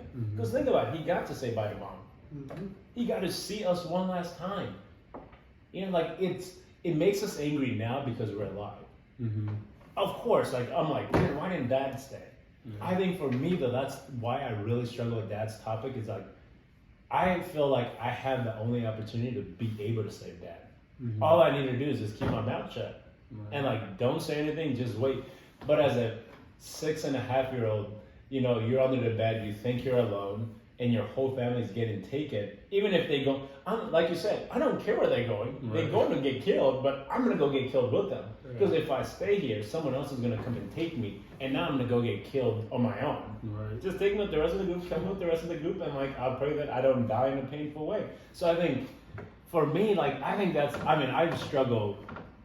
Probably that's everything that's happened to us. I think I struggle with that the most because I think when I was younger, and I think that's partially also why I have a hard time not like helping Mom, because I've always felt like if I just would have stayed, Mom would have had her husband. She would have never had to go through so much in a new country by herself. So I think I've always struggled with that, but I know also it's not, you know, it's not like Dad was in there and whispered to me and said, "Hey, I'm in here." Because then, if he said that, I feel safe already. I feel like I'm with someone. Even if it was Moses under there, I would have felt like someone else is here. Them and I will try to figure it out after everyone else is taken. Right. Whether it's how we're going to help the rest of the family, or whether how we're going to survive, or how we're going to try to get. But like, I think me thinking I'm alone, and like it was dark, I was quiet, like, and then it was loud because they were coming in to take all of us, and all of a sudden it got silent. Because they were already all in the truck. And I'm like, so then panic mode hit. I'm like, okay, like, I'm not gonna die by myself. So I think, it's just a thing I gotta carry on and then, because, you know, because then I always struggle with like, man, there's so many of us too, like, I almost was the reason all of them didn't have a dad. Not just Mom, like you didn't get to know Dad, T didn't get to know Dad, G didn't get to know Dad, Andre didn't get to know. I mean, and now my kids didn't get to know Dad. So like that's just always been a struggle because I'm like, and like I've heard stories because like personal story of me and Dad weren't that many. Simple life lessons here and there. He was really big on not giving us. I mean, that's what I remember. I just remember I asked him money to go get something, and he went and eventually got me the thing. And he just always told me not to concern myself about money. I don't know why I remember that. It's just so weird. But I think even hearing people talk about it, like, I mean, Moses can probably tell you more, but like, when people talk about Dad, they say like he was literally the most genuine person in the world. Because we talk about how genuine Mom is. Right. So when I actually like got to know and like asked people about Dad more, it used to be different. Like, not that Mom wasn't genuine, because she was, and she was giving, but Mom had to be the one that had to be like stricter and tougher, because Dad was so genuine. If you came to, because they had a meat business, they'll sell meat, they'll sell cow and all that stuff, but Mom would talk about how people would take advantage of him because they know how like he couldn't stand people being in pain. So if you come and you're trying to buy meat from him and you're like, my son's gonna die, I had to take him to the hospital and I don't have, Dad's like, yeah, here's meat. Of course I'm not gonna let you go empty-handed. Right. So people of course will use those. But so I think hearing all that stuff, like, just always make me feel like, man, I took such a huge thing. Even though technically I didn't do it, like, it's just hard not to think, man, why did you just not stay under that bed? Because now we could have all reunited and like got to be a full family. But and if any of you guys want to go check out that episode, because we did do an episode like 2 years ago. Yeah. So if you want to go check out and learn more about that personal story by yourself, they can go and check that out. Moses, do you have anything that you'd like to share about Dad? Any experiences and memories of Dad that you had? And no, just like the memory I have from my dad is how he never complained about anything. Cause like, we were born in the village, and then we moved to the city. and the person. So when the business was going good with the person he was working with, everything was fine. He was like, "Oh man, let me go bring in my family too, so they could have a better life here." And when we got there, the guy mistreated him and just like basically like kick him out, like basically fire him. You know what I'm saying? And Wait, question. Wasn't that person his brother? cousin. Cousin? Yeah. Mom was telling me the story. Yeah. So he kind of like because he was working for him, he basically fired. Without saying fire. Same person whose like family we went in there with, right? Mhm. Wife and kids. Yeah. So, but we gotta start from beginning again. From having all this, he thought like he got good. Like he's gonna have a better life for his family. It changed just like that. From somebody he trusts, I hope will never betray him. Bro, we were living in the house with just a living room and one room. Yeah. And it was Amy, John, me, and B. And Zay. Zay. She, I was on my way. Momo wasn't Mom Uh-huh. pregnant with me? I think Yeah, so. I think so, yeah. Yeah. Like, bro, like we would sleep in the living room. And early in the morning, we wake up way early and put the stuff in the room. Yes. But like, the crazy thing is, like, that's the only house that I have a good memory in. Remember how we used to have like a church getting people from different people, like who were traveling to go serve out different place. They would come to our house, who would pray, like I don't know, but we never see that breakdown, like or like say negative things, He's always positive, And as you saying, like why we always. I That's the next thought thing. the same thing. Yeah. No. Keep going. Like when you were trying to say that, sometimes you wonder why we treat people like this. Honestly, I think it's in our gene because of that. Yeah, our dad and mom, like, that's like, how they are. Yes, because the way Dad was, how can I say, like, he was that person, just like Abi said, he would starve himself so the person could get what he wants. Yeah, He always put himself behind for the people that could shine. Like, honestly, like, and that's one thing, honestly, I don't really think about my dad as much. Not because I don't love him, but because I feel like he done everything that he's supposed to do for me. I speak for myself. Because, like, I never see my dad abuse my mom physically or verbal, like nothing. I never see, till this day, I never see my mom and my dad argue. And I see how my dad always like try to do the best he can to give us what we need. Like, and I feel like, what? That is his job. Like, and just for that. Because I think a lot of things that affect people in the marriage and the things in regular life is because what you see your parents do. I treat my wife the way I treat him because the way I saw my dad treat my mom. Yes, at the time our culture was different. Like, dad and the kids, they don't really play like how we play with our kids now, because they do like provide, But now in this country, like, because a lot of things, you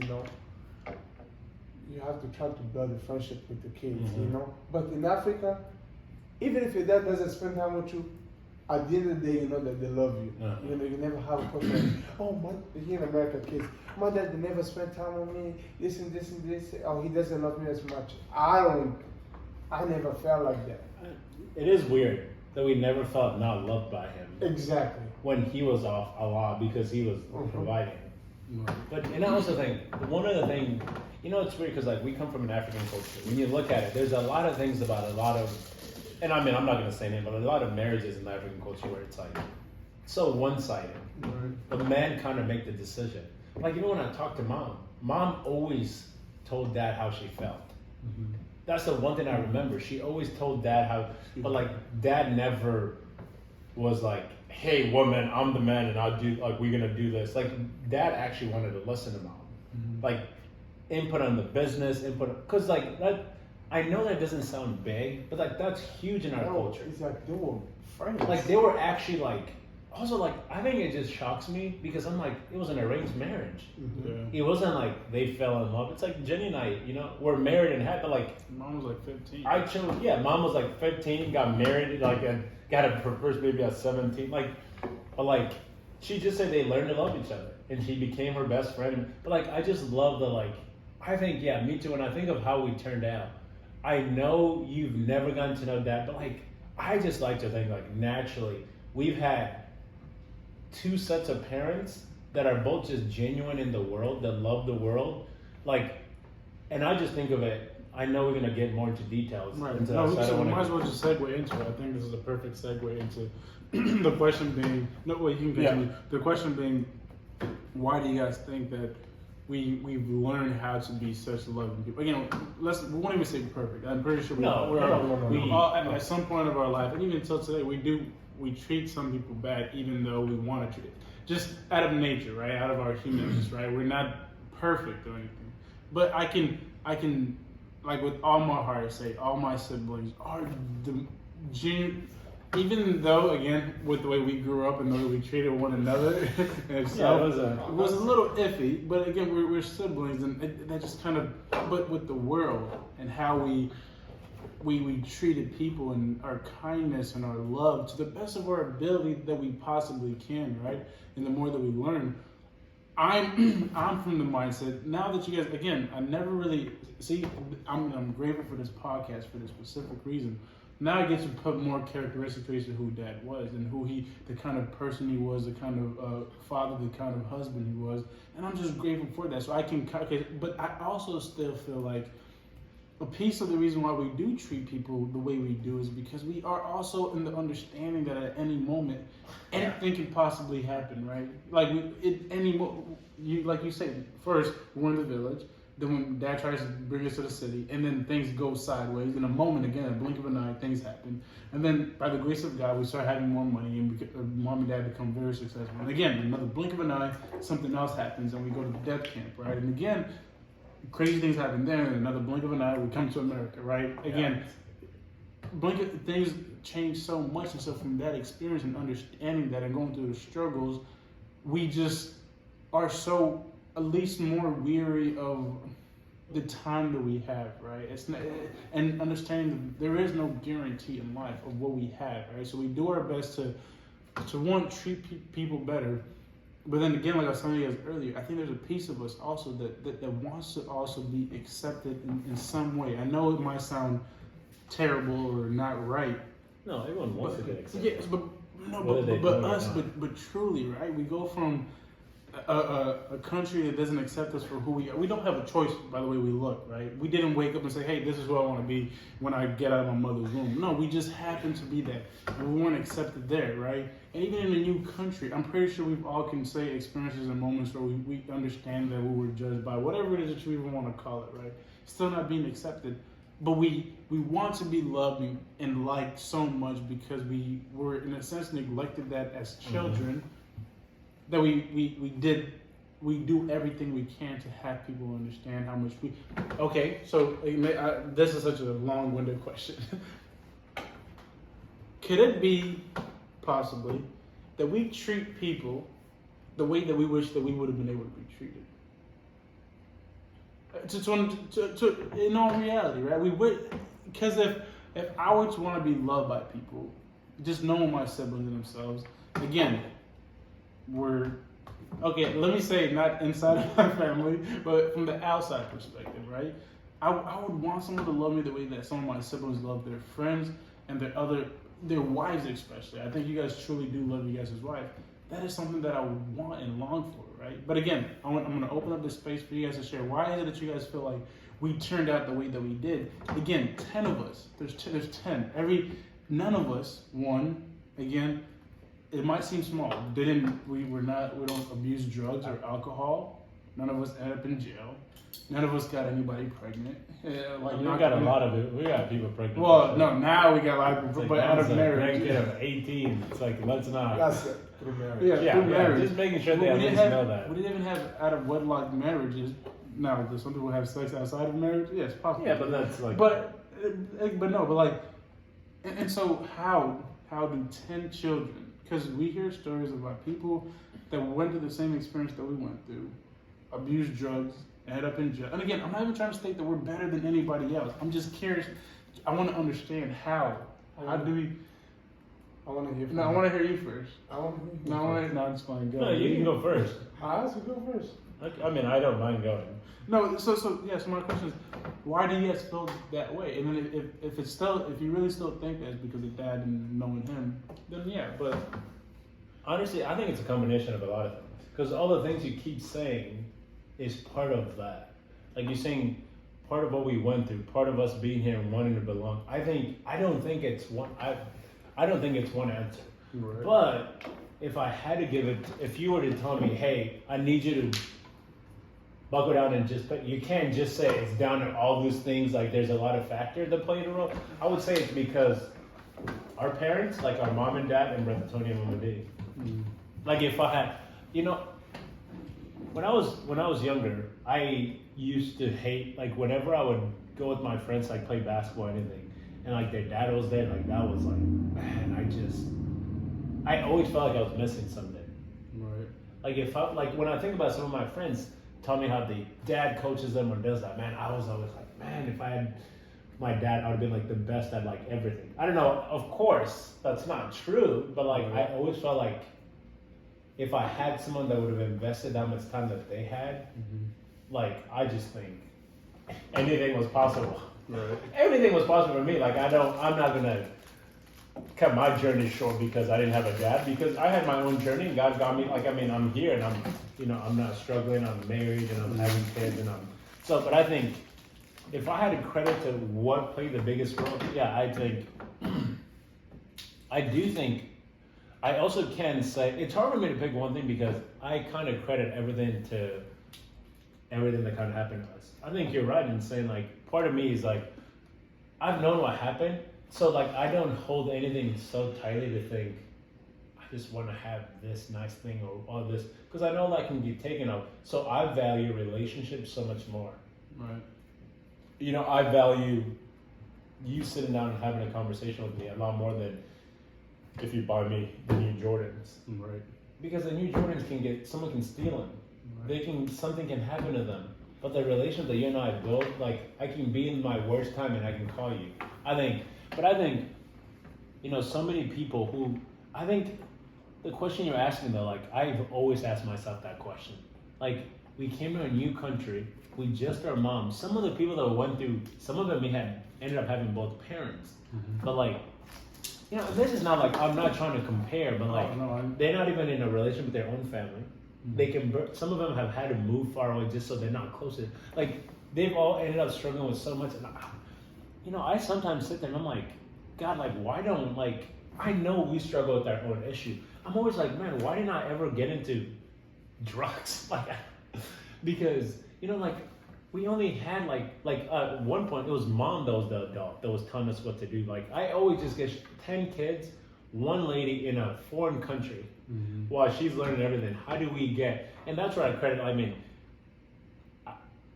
I would love to say that like half of the things I didn't do was because of God, but it wasn't. For me, and I'm only speaking for myself. Yeah. 99% of the things I didn't do as a kid was because my mom.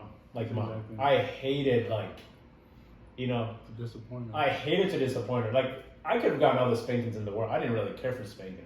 You know, it's just like I hated her feeling like, I never wanted mom to feel like I'm doing those things because dad's not around and she's a woman, so I'm taking advantage of it. You know, like I wanted her to feel like she has done such an amazing job as both parents than anyone else, than most people with two parents. Right. You know, so like, I never slept around because I was just so, like, I just felt like I didn't want to disappoint mom. I never did drugs. I got good grades, all that stuff, just because, you know, for me, like, the way she raised us, I was like, I have to do all these things because the last thing I ever want, like, is a mom to ever feel a certain way about like me making certain decisions. And then when you include Brother Tony and Mama D, and I don't know how much the viewers know, Right. They don't but know. just to paint a tiny picture, because like it's such a long story, they were the first people that invested in our family for no reason. My mom was going to school trying to learn a few English so she can get around. She meets Mama D, who was a French teacher for like older people. She hears my mom speaks French, so she finds a buddy to talk to French in. They start speaking. God's just amazing, honestly. I don't know how. They start talking, and Mama D, she's like, hey, can I, because my mom would take buses to get to this place. She's like, can I give you a ride home? But So that she, day was raining. yeah. Oh, okay. I didn't know it was because it was raining. Yeah. So that day is raining. She's like, hey, can I give you a ride home? Of course, my mom says yes. But I think, when I think of like how God, like, man, like it's just so hard. Like He's done so many amazing things because I remember I used to struggle. Like when I first came to America, my whole goal was, I'm gonna be the richest person in the world. I'm gonna be a billionaire, and I'm gonna create an army, and I'm gonna take him back to Africa, and I'm gonna kill a bunch of people. That's like what I was thinking when we got to America. Because the one thing that ever stuck to me when we were like in Cameroon was that people would say, once you get to America, you can make as much money as you want. You can do whatever. You know, money is not even an issue. You can find money in the garbage. I'm like, I'm gonna be the wealthiest person. I'm gonna have a trained army, and we're gonna go back to Africa, and I'm gonna kill a bunch of people. Because they did all this thing to my family, we never did anything. And so that was like my whole goal, you know. So when we got here, I have always felt like I didn't belong anywhere. That's why, like, you know, because a lot of our family, like, we were not the nicest to each other technically because we joked around too much, but like, there's never anyone I've ever felt closer to than my own siblings. Right. That's why when I was younger, like, the only people I trusted was our siblings. Anything else, I would do other things, but like, the only thing was my core family. And when I say my core family, I just mean the siblings. Right. So not like all the rest. I've only been able to, in my entire life, I could say, now I'm married, my wife, of course, like, my immediate siblings have been the only people I've ever felt like, one, I could be 100% myself, and they'll still love me. Even sometimes when that's not a nice thing, like I can't say I was the nicest siblings when we were younger, but like, even though it was me, I never felt like you guys would never not love me, if that makes sense. I felt like I could have done the worst thing to you, and at the end of the day, you would still love me. So I think, for me, like, I think what's made us turn out good is, I mean, of course we're gonna have to credit God. Of course, maybe that's really the only reason, but yeah. Because how everything happened, even how Mom met Mama D, and how like, because with Mama D, you know, like, I don't think they understand, but they were the first people for me in my life, for me to feel like I'm seen. Yeah. You know, I don't know if that makes sense, but like, makes to me completely. our culture was always like, do this, do this, do this. And since I was younger, like, I've never wanted to just do this, you know. Not because I didn't want to fit into anything. I just felt like I'm having to give up myself in order to fit into this. So meeting them was just so strange because, like, they were putting in so much into us. Like, they were taking us places. They always provided meal. They invited us, and they did all these things. And we never did anything back. You know, I think when you read the stories about Jesus and all these things, it's in a book, right? So sometimes we can make it sound like that just happened so long ago. I think with Brother Tony and Mama D was the first time I saw Jesus in human form, if that makes sense. That makes sense. They sacrificed so much and never gave anything. And they did it with so much joy and so much like passion and so much care and so much like, they put so much effort into it. And I'm like, because usually when I think about it, in sports, whatever I do, I put so much in it because I'm getting something back. Even with my son, like, when I think about it, not that I would stop doing it if I wasn't, like, I spend so much quality time, I do all these things, but he loves me back and he makes me feel, but for them, that's what they would say too, that's what, but like, they did so much of these random 9 kids at the time, 10 kids because Luke, like, for no reason, like, and at the time, you know, and I'm speaking for myself, like, so everyone else can, at the time, the American people here always made fun of how we looked, how we talked, all this, so we didn't belong in America. But our own people were trying to kill us because we have, our nose looked different, so I never felt like I belonged to anywhere. And so I felt like I was just a kid in search to be a part of something. But I could never find that. So what they did to me, they like allowed me to just say, you don't have to belong to anything. You don't have to, because a lot of people always think, why do people do drugs? Like, I was a psych major, so like some of the things I was reading when I was in school, it's just crazy because people always wondered, like, why would you join a gang? There's people killing, there's people doing this. Sense of identity. Yes, and they belong to something, something bigger than just themselves. Like, we all want to belong. I mean, I don't care who you are and what you think. We all want to belong to be a part of something. Sometimes the only thing that we can find is to like belong to anything. So I think for me, I've always, since I was little, because of all those experiences that I've had, and then being a part of that, and like even some of the stuff I knew about my dad, I was like, well, I think one of the things that helped me be different in school, throughout school, was having my siblings. Because one of the things I never felt the pressure was make friends. Right. I never felt like I needed friends. I mean, I had 9 built-in friends that had no choice but to deal with me. So I think that really helped me because having all those siblings just told me, like friends will come and go, but like you true friends will always. I mean, I've had the same friends that I've had since 5th grade. Yeah. So it's not like, but like those friends are like more like family than friends. But I think for me, not having that pressure also allowed me to be myself. So when I'm getting peer pressure to do drugs, I'm like, no.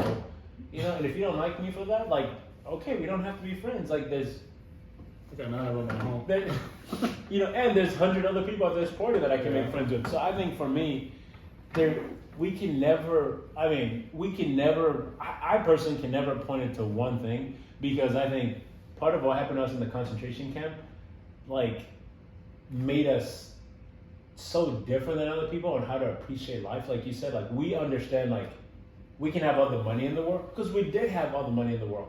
Like, there's stories about Moses and I stealing money from our parents because we had so much of it. Like they didn't have banks back then. So like, but I just think, like, because of that, we had everything we needed set. I mean, it's funny you say you remember the first home. I only remember the big home. Like I literally can close my eyes and see our fence and all that stuff. And But do you remember before we went to that, we went to 2 houses? no, Yeah. I don't remember any of the other You houses. remember the house facing? That their house was facing that way, ours was facing the other way, but it wasn't the same building. Same house, but one on that side, one on this side. No, I only really remember the big house we had. Because I mean, we're in a gated area, and I think they were actually expanding on it. Like, I don't know if I remember when we were kids, we'd go play in there because they were still building. They're in the process of adding on, and like, I mean, we had a huge property, so money was never an issue for us, because like Moses and them remember when we went through the other struggles when Dad moved us, but like then I was like maybe 3 or so I don't remember any of that. I don't really remember any of that well, but what I really have memories of is like once we were doing well, because then I was like 5 or 6, like I can, I was, so I think for me, it's hard for how we turned out, like, unless the one thing we can just point to and say God, of course, because all the things that happened, meeting Mama D and and the other people that helped Mom, like, just happened, like, there was no reason for it to happen, but it just happened. So I think it's really, really hard for me I think every little part of everything that happened to us shaped us to turn into the people that we are, because we've also ended up like never wanting anyone to go through pain. Like, I think that's why we also, even as our family, have a hard time talking about deep stuff. Because we always feel like, okay, if I tell Seth, like when I was little, if I tell Seth that, like, man, I'm struggling with like feeling like I'm the reason Dad died, then now Seth's having to carry that burden of like, man, B struggles with that. I found that I know the first one we did. You found out what? The B, he was going through that. Oh, really? That's crazy though. It's crazy because like I found out from your podcast about Moses and like thinking about suicide stuff, which is crazy because like Moses, since I was little, was the only person I felt like I told everything to, and I felt like I was the closest to. I mean, I think. Wait, this is weird. I felt like when I was younger, and I was like, man, I think I'm gonna like sleep with someone. Moses is the first person I've told. like I never told anyone else a bunch of the things I was doing except Moses. So it's crazy when I think of like there's things I even held and never told Moses. Right. Until like I mean him saying that like I never just shocks me because I think with all of our siblings with like I almost felt like I think for me that when I think watching like Moses' podcast and Zay was like the hardest because I'm like when I was younger like I felt like the one person that had my back 100% even though all my siblings loved me was Moses because I mean I don't need to go into details all the things that he did to make sure I felt like I was a normal kid, like buying me my laptop, so like I was not the only kid without a laptop, giving me a phone because like, I mean, I don't know if you remember. So I think watching that like made me, I've always even had a hard time talking to him about it because I'm like, I've always also felt like, man, I didn't deserve all the things he did for me. Because how was he going through all these painful things and I was never there and I never even asked, because, that's the one thing for me, like I always was like, I never struggle with things like that. Like I never, which I'm thankful for. Like we all struggle. Like I've never struggled with like suicide thoughts and stuff like that. I mean, we all struggle. But man, I always felt so bad because I'm like, most of the time I tell each other everything. Yeah. Until you start doing your podcast, I'm like, oh wow, there's a lot of things that we never. But I always felt like, but what also like I think my hardest thing was I think even the way I still operate now is the same as that 7-year-old. Like kid in camp. Like I still don't want to be a burden to the family, if that makes sense. Oh no, we like if you think of like half of the things that I always do. Like I remember, I know I'm taking long and I'm getting off topic, but like I even remember whenever I would go places with my friends, I always, cause like I said, I only like people I felt the closest with were like my family. I always felt like, man, wouldn't it be fun to experience all these things with like one of my siblings? Yeah, why didn't you ever bring me? I always wanted to come. I never wanted to bring any of my siblings because I felt like I was either going to be a burden to them or I was going to be, it was either I'm going to be a huge burden to them or I'm going to be responsible for them. The older ones, I didn't want to be a burden. The younger ones, I was like, because it was huge. I mean, I don't know well, I guess you weren't that old yet, but like, Moses, like if we went, like if Moses and I went somewhere, anything that happened to me, Mom would blame Moses. Yeah. So I always felt like, okay, now I don't want to disappoint Mom. What if I take Seth or team somewhere and he comes back and he has like a bruise somewhere? Now I'm getting this lecture. So it's just one of those things where I'm like, man, I would say getting married though has helped me even to talk about things. Like I never really used to share anything with anyone. Mm-hmm. And I remember honestly one time when my friend was asking me if they can learn my, I literally heard, I mean, everyone says they hear things from God or whatever. Because I was always like, I hated when people felt bad for me. Mm-hmm. That goes back to when in camp, I was like, I could do it myself. I could do it, like, I don't need you to, like, look at me, look what I've done. I haven't done anything. Without God, none of this would be possible. But I was so worried about people, like, feeling sorry for me that I never shared it. Mm-hmm. Until one time I heard God say, like, man, your testimony can, like, save so many people, even if you don't think it could. Like, you did not go through all that stuff just to keep it to yourself. Right. What if someone's going through a hard time to hear that? That was the first time I'm like, because when he said that first, I was like, well, that's not God. I'm just, he had to say it a couple of times. But I'm like, since then, I'm like, man, if they feel sorry for me, they feel sorry for me. Like, I can't hold anyone because I'm healthy right now. I have a great marriage. I'm like, but I just think I also can't stop because there might be someone like, I mean, I'm learning about my family from things. Like, if none of us ever talked about it, there's so many things we wouldn't learn about, even each other. So I think I've learned to be more open, but I think our experience, like Phil Moses talks about it, so many little things plays a role that you can't pinpoint and say the camp or just any of that stuff. So, sorry, Moses, I feel like I got into like a billion topics. No, I mean, honestly, what you say is almost the same as me. Sometimes the things, I used to hang out with the little crowd, like people drink or smoke.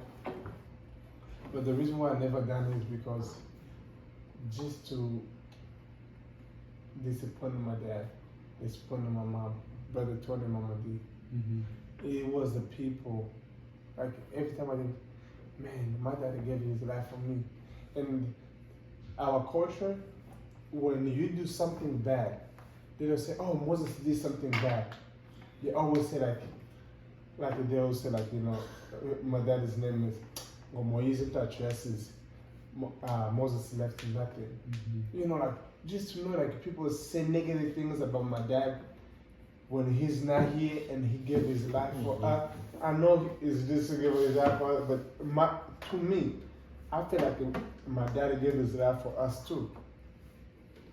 So I hate people to say negative things about my dad after what he done for me. So that's why I always wanna, like, you know what, I won't disappoint him. And this, Brother Tony Mamadi, man, just somebody to see you for who you are. Not for no reason, just to see you, you know. And they will drop anything that they're doing just for you. Dude, talk about quickly Oh, I on was the just Obama about to- story. Oh, I was just about to say that. Papa So Tony. that really paints a picture of like who they were. You know, like honestly, like, you know, my dad, Brother Tony, and Mama D. Like, you know, like I used to play soccer, and he was a pilot. He used to travel a lot, you know, flying. and Big stuff. pilot. Yeah. So then one day he goes like, you know what? We were like, our team were doing good. We were, you know, semi-final basically. And he was like, you know what? I'm gonna come to your game. I was like, oh, okay. But in my head, he might be traveling. It's like, I'll come. So it happened to be like when Obama's a pilot, he got sick or family emergency, he could not make it. So they called him. So if he could go fly Obama to Hawaii. And he goes like, I'm sorry, I cannot do it. You know. And I didn't know about that. So I went to play, you know, he came to my game.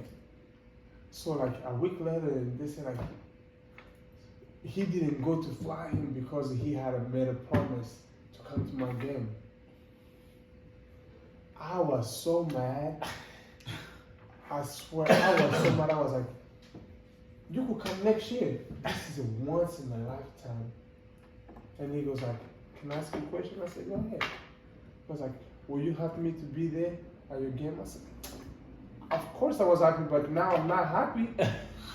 He goes like, you know, the funny thing is, even if I don't wait to fly him to Hawaii, he would not even take a moment to say, hey, Tony, thank you for dropping what you were doing to come fly me. That he would not appreciate him. That he left everything so he could fly him. That he would think, oh, it's my pleasure that I'm flying a president. No. A future president at the time, but yeah. He was a president at the time. Was he? Yeah. Oh, dang. Yeah, he was a president at the time. How old do you think Moses is? Oh, Barack. 2012. No, 2000. I don't remember. Wait, because I don't think. Because wait, when were you in high school? 2003, 2004. 2003, 2004. Okay, so you're telling me. I graduated from 2007. Was Barack president in 2004? He was not the president in 2004. But I graduated 2007. Yeah, but what? Okay, I'm talking the soccer game. What grade were you in? I was, I think, singing. So 2007. Yeah. Wait. Yeah, wait. So he wasn't, because Obama was 2008 until 2012. So maybe it And was then during you it. So it was during the time where he was. So he was going about to be the, because yeah, the so he school was going ends, to the- wait, the school ends in 2012. I Mhm. mean 2008. Yeah. So yes, No, wait, but he said 2000. You what? he was going to be a senior because you're a senior 2007 to 2008. Right. But I'm just Obama was the saying. president 2008 until 2020. No, but like, again, continue. Yeah, That sorry. was besides the point. Yeah. Continue. I'm Yeah, sorry. so he, you know, just like the way he was like family comes first, you know what I'm saying? Like, you know, That's insane. I he don't would know. drop everything just to share that moment with his family, Mhm. you know, and we wasn't like biological, but just the love he loved us, it was more than about, people have the biological parent, you know what I'm saying? Mhm. This is the way he loved us. it was like only thing that separated us it was blood. You know, but he would do anything, you know, just for me to disappoint him, it would hurt more than anything. Yes, my parents, I felt like it was their duty to take care of me because they brought me this earth. But I felt like, you know, he didn't have to do what he was doing because he didn't have no responsibility on my life, you know what I'm saying? Mm-hmm. But just the way he did, I hate, man, like for him, when you say, you guys make a schedule, okay, let's meet up at this time. If you let even 1 minute, man, Jesus, God expect me like don't say anything, you know? Because like he was like, do you think in my life it just depends on what on you? This is the way he talks to you. And then like it makes me wanna love like his kindness. It could flow through me through other people. Mm-hmm. That's how I felt like, you know, I think that's how I always wanna be like a better person. I don't think Brother Tony ever complained about anything since I know him. Right. Like, oh, He was similar to Dad, actually. I'm sick and tired. No, like, only one time I heard Brother Tony complain is when he got sick. And one time I called him like, hey, BT, how you doing? He goes like, man, I'm going through pain, this and this. I'm sorry. Like, I'm sorry, man. I know how you feel. And he told me, you have no idea. Yeah, cancer is no joke. That's when I know, like, man, Brother Tony's going through a lot of pain. Mm-hmm. So through all that, man, like I just think like for me, it's the people that God brought in our life, you know. Mm-hmm. Even like before Brother Tony, Mama, you know, there was Yes. Debbie Yeah, and, and Craig, her husband. Greg. I think Greg and Debbie, but I could be Yes. wrong. Remember they used to take it to their house. We Yeah. used to go swim, buy They buy pizza, drink. They're the ones that gave Mom the car, actually. Uh-huh. That Still- sits like 9 people.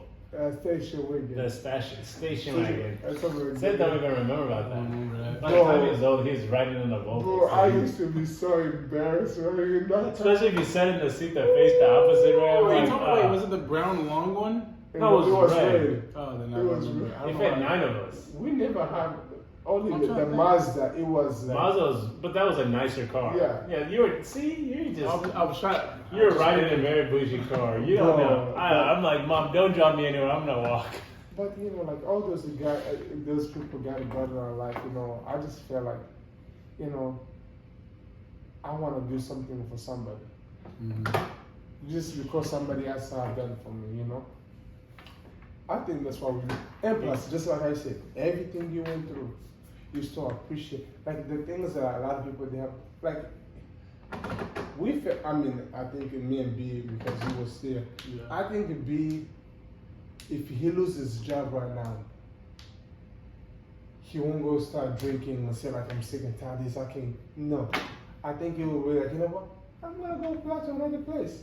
And that's why a lot of people in this country you see committed suicide because some people go get drunk because I lost my job, I don't know what to do, and they go drink.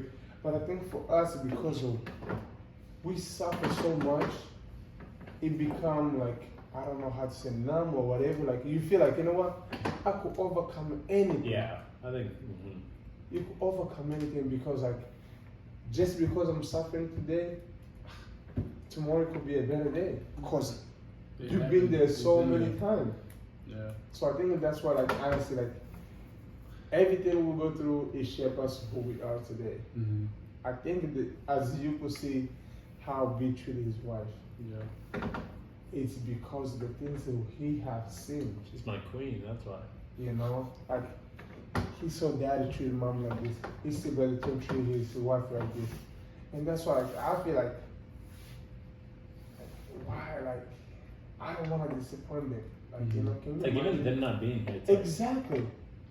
You know, because like, and that's why like, bro, like one thing I always want to dream of, like, if I could be famous, I just want to go there and talk about Brother Tony and Mama D, I know, what they it's- have done in my life. Mm-hmm. You know, it is, I never see somebody love another human being like the way they did. I'm telling you, they honestly remind me of the closest thing to Jesus on earth. I Absolutely. know it's like we don't want to compare. Absolutely. Of course, I don't want to compare anyone to Jesus, but I think as a kid, sometimes all the things that we see in the book of like all these things that happen becomes too big. You know, so I think for me, like seeing that. But sorry, I know I've talked a lot, but let me just add one more thing about like our parents and like Brother Tony, why we are the way we are. One of the things is they never treat people based on how much money they make or based on what status they have. You know, I think that's helped me to not think, oh, Seth makes more money. I'm gonna be super friendly to Seth. Oh, that guy makes less money. I'm gonna like. When I tell you the times when I did go places with Brother Tony, just the two of us, just to see, like it's insane how like I never have seen him not get along with anyone. We could be walking and a homeless thing come and talk to us and he has a conversation with them. And I'm like, man, you just spoke to him like he was like someone you knew. It's like, oh, we just met. Like, but the same way he would talk to the homeless person is the same way he would talk to his boss, who, like, it just, because a lot of people say they're like that, but to see it in action was like the craziest thing. He flew for United. It was just him and I. We're in California, you know, they took us to California a lot. I went to his office, because, you know, he would work a month in the office, a month flying. Something comes up that he has to fix. Because, you know, when he was in the office, he was fixing a bunch of things or like making decisions. She's like, oh, let's go. Can you come with me? Let's go to this place. So I'm going, you know, we're running into people. He's talking to people. People loved him. You know, like, you can't go anywhere now. I'm like, United Air, like me, LAX, that's where it's a huge airport. Like, why are these random people? We get to a gate, I can't get in because it's like you need access, you know, and the janitor there, you know, he's like, man, that's your dad? I was like, yeah. He goes, this is the janitor of like he goes, dude, he is the most kindest person I've ever met. I'm like, what? Because he's so busy in the office. I'm like, how does he have time? Like, what? I'm like, so then he was gonna let me go in because he's my dad. Right. And I was like, oh, no, I don't want to get anyone in trouble. I'll stay out here. So I stayed and talked to him. And dude, the way he talked about Brother Tony, I'm like, what? Since that day, I'm like, man, this is so freaking amazing. Like that's how you know you're a good person. You know, because people can pretend, or when other people are watching, like I can be super nice to someone, oh, Seth's watching, I want to make sure Seth, but dude, like the things he would do when no one's watching, when everyone's watching, was just like so awesome in the world. Like, and we just needed more people like that. That from that moment, I was like, man, if I do nothing else in life, I want to be more like him in that way. Oh, that little car they used to have for like 12 years, man. Bro, like when you think about 15 years. 15. Only got rid of it because of Brother Tony got sick. Oh, this guy, he could get a car, any car that he want. In any house too. You know, but he chose like to help other people. Let's think of the place we're staying in right now. Yeah. Like I know there's like a lot of things you can. Because you see some African people, they barely have a job, but they get paid less than I'm doing. They're driving like a BMW. They're never like into material stuff. That's one thing I always remember them. You know, like how material things, it'll mean nothing to them, but they spread love. And that's why I always say, people they're trying to say, oh, they're not Christian, they're this. I don't think there's any better Christian than that. Live life. Also, like, honestly, Brother Tony knew the Bible better than anyone. That's what I say. You know, he would read. I don't know if it's every year, but he would read the Bible every single year, like book to book, from the beginning to the end. Dang. He also loved reading, so that. That helped you a little bit. But you know, his daughter. They asked him one time. They asked him, they're like, because you know all their friends have like big houses, and like it's like, why don't we have a big house and like multiple cars? He's like, do you love your brother Sandro? That's what they call like that. It's like, yeah, because instead of having a mansion that we don't need, I'm able to buy a condo that he can live in with a discount price where he wants to live. Also, he's like, do you love when we used to take trips, because you know they would go every summer for 2 months to Guatemala. You know, and he's like, do you love when we do? It's like, yeah, we love doing all that stuff. It's like, buy a man like that, like. You know, they help take care of a whole orphan. Like, that's just insane. They would spend a whole week there where he's doing magic. And I just think people meant so much to them, it's hard to describe. Whether you're a good person or a bad person, you mattered, and I think everyone deserves to feel mattered. That's why for me, like, I think for me, the experience of us being here, like, of always feeling like not seen, I just never wanted anyone else to feel that way. Right. Like, that's why it started off, like, I've always been loud. I always made sure everyone feels seen, whether it's sometimes not in like probably a good way. Yeah. I just felt like, I just remember, like, there was times in high school, I would, like when we would switch classes, I would say, you know what, I'm gonna form a line and I'm gonna give everyone a hug. We get like 10 minutes to switch classes. And like people will stop and give me a hug. I'm like, stop. Because I think sometimes, like in high school and middle school, people can go through their day because you don't know what people are going through. That's true. And when they go through life, they feel like no one sees them. And I've always been big, and not because of me, like just from learning. Like when I think of mom forgiving all those people that put her family's life and killed her husband, dude, that was like the hardest thing for me to do in life. And I was so mad at mom for so long. Like, why would you? I don't want to forgive them. They don't deserve my forgiveness. But like the thing about forgiveness is we always think it's for the other person, but actually forgiveness is for yourself. Right.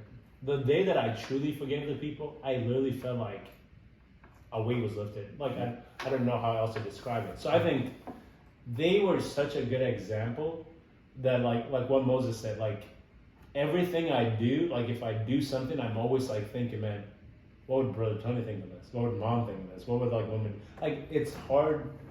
Like we technically, like Moses said, even now when we do something, people refer to like, because I don't know if people caught that he said Moses, which is our dad's name. Yeah. So I don't know if people thought he was talking about himself. But like anything we still do now, people in our culture will say, oh, their dad didn't raise him well. Their parents, because they don't blame, like, Seth just made a mistake. Seth was just not being smart. It's like, oh, his parents didn't raise him well. That always got me. I'm like, if they're gonna blame that, like, let it be because it's something just dumb. I mean, people still blame mom for certain things I do. Yeah. Like for you, for our hair, all that stuff. But I think, man, we've had, like, I feel so blessed because people look at all the things we went through, but we've gotten so blessed. Like, there's, like Moses said, there's people here that don't even have one good parent. Yeah. But we've had 4 good parents.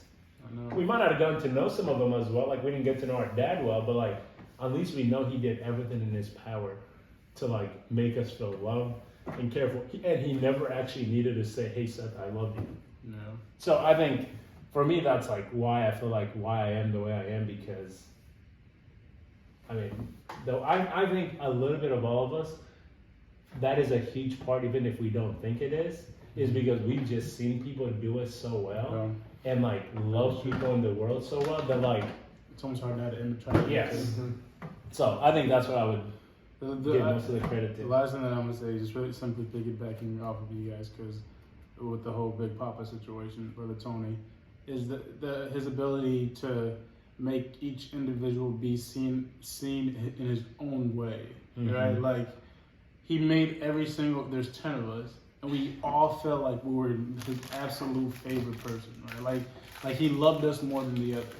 To be able to have someone truly be seen in a moment where they feel like they don't matter, they're not cared for, things of that nature. Man, it takes, you can't be a selfish person. It takes so much selflessness to be able to do that. So for me, like what you guys are saying, the way that you guys try to go about your life, trying to imitate that is literally, because like you were stating, we understand what it's like not to be seen, right? To not be loved, to be pushed aside.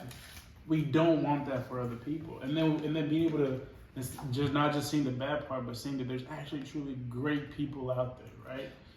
And be able to imitate that aspect instead of choosing the hate route, right? Because if we really think, the hate route is so much more easier to do.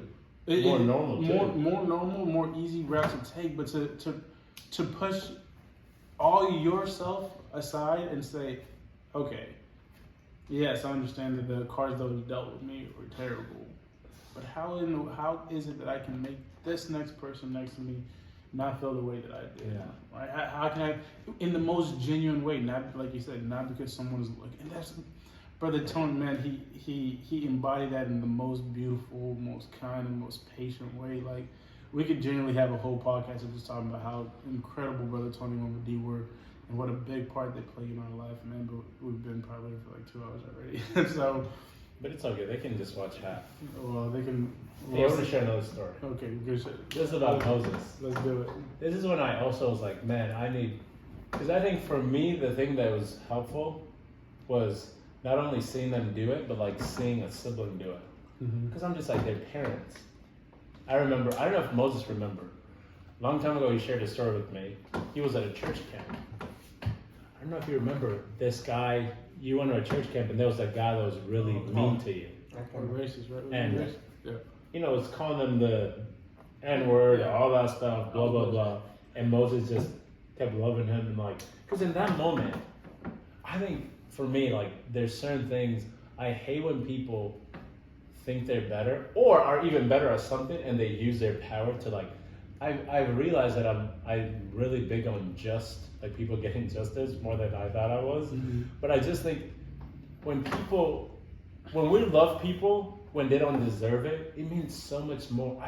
Like when I love you, like it's just, especially when everything's going well between us. But I think when you and I are not seeing eye to eye, and I'm like, man, I still love Seth, you know, and I'm like, so like when he shared that to me about him doing all these things, and then at the end of the camp, you know, the kid ended up saying, hey, thank you so much for doing that. I was planning on like, you know, hurting myself or killing myself when I got home, but because you did this, like, so I think. No, He was trying to kill Moses. He was trying to kill me. But at the end of it, he said, didn't you guys end up being friends, like getting? Yeah, he gave me a hug. Yes. Yeah, but he wasn't trying to kill himself. No, yeah. Yeah. By the end, so I think that just when you're kind, like that can. I think when you're doing that can change someone's mind so easily, like so much better. Because I think we think, I need to convince him. But when you're loving, because we don't know what that guy was going through. Like also, you don't know how he was raised. He might have been raised to like hate black people. But like when he sees, like it start really actually changing people's mind when like they see, okay, first of all, I've been as mean as I can be to this black person. Why is this black person like still being nice to me? And all I can think of is bad thoughts of to do to this person. Why all of a sudden is he like still being like that? Really, like when you love someone at their worst, like I think that's why Brother Tony and them like made such a big impact. We were at our worst and we felt like I felt like I didn't deserve for someone to love me, especially not in America, because I have my own people that love me. I'm definitely not gonna find someone to love me here. So I think when we do that in the worst time, like that goes so far along, and it's like hard to just forget those moments because you loved me when I didn't deserve to be loved. Right.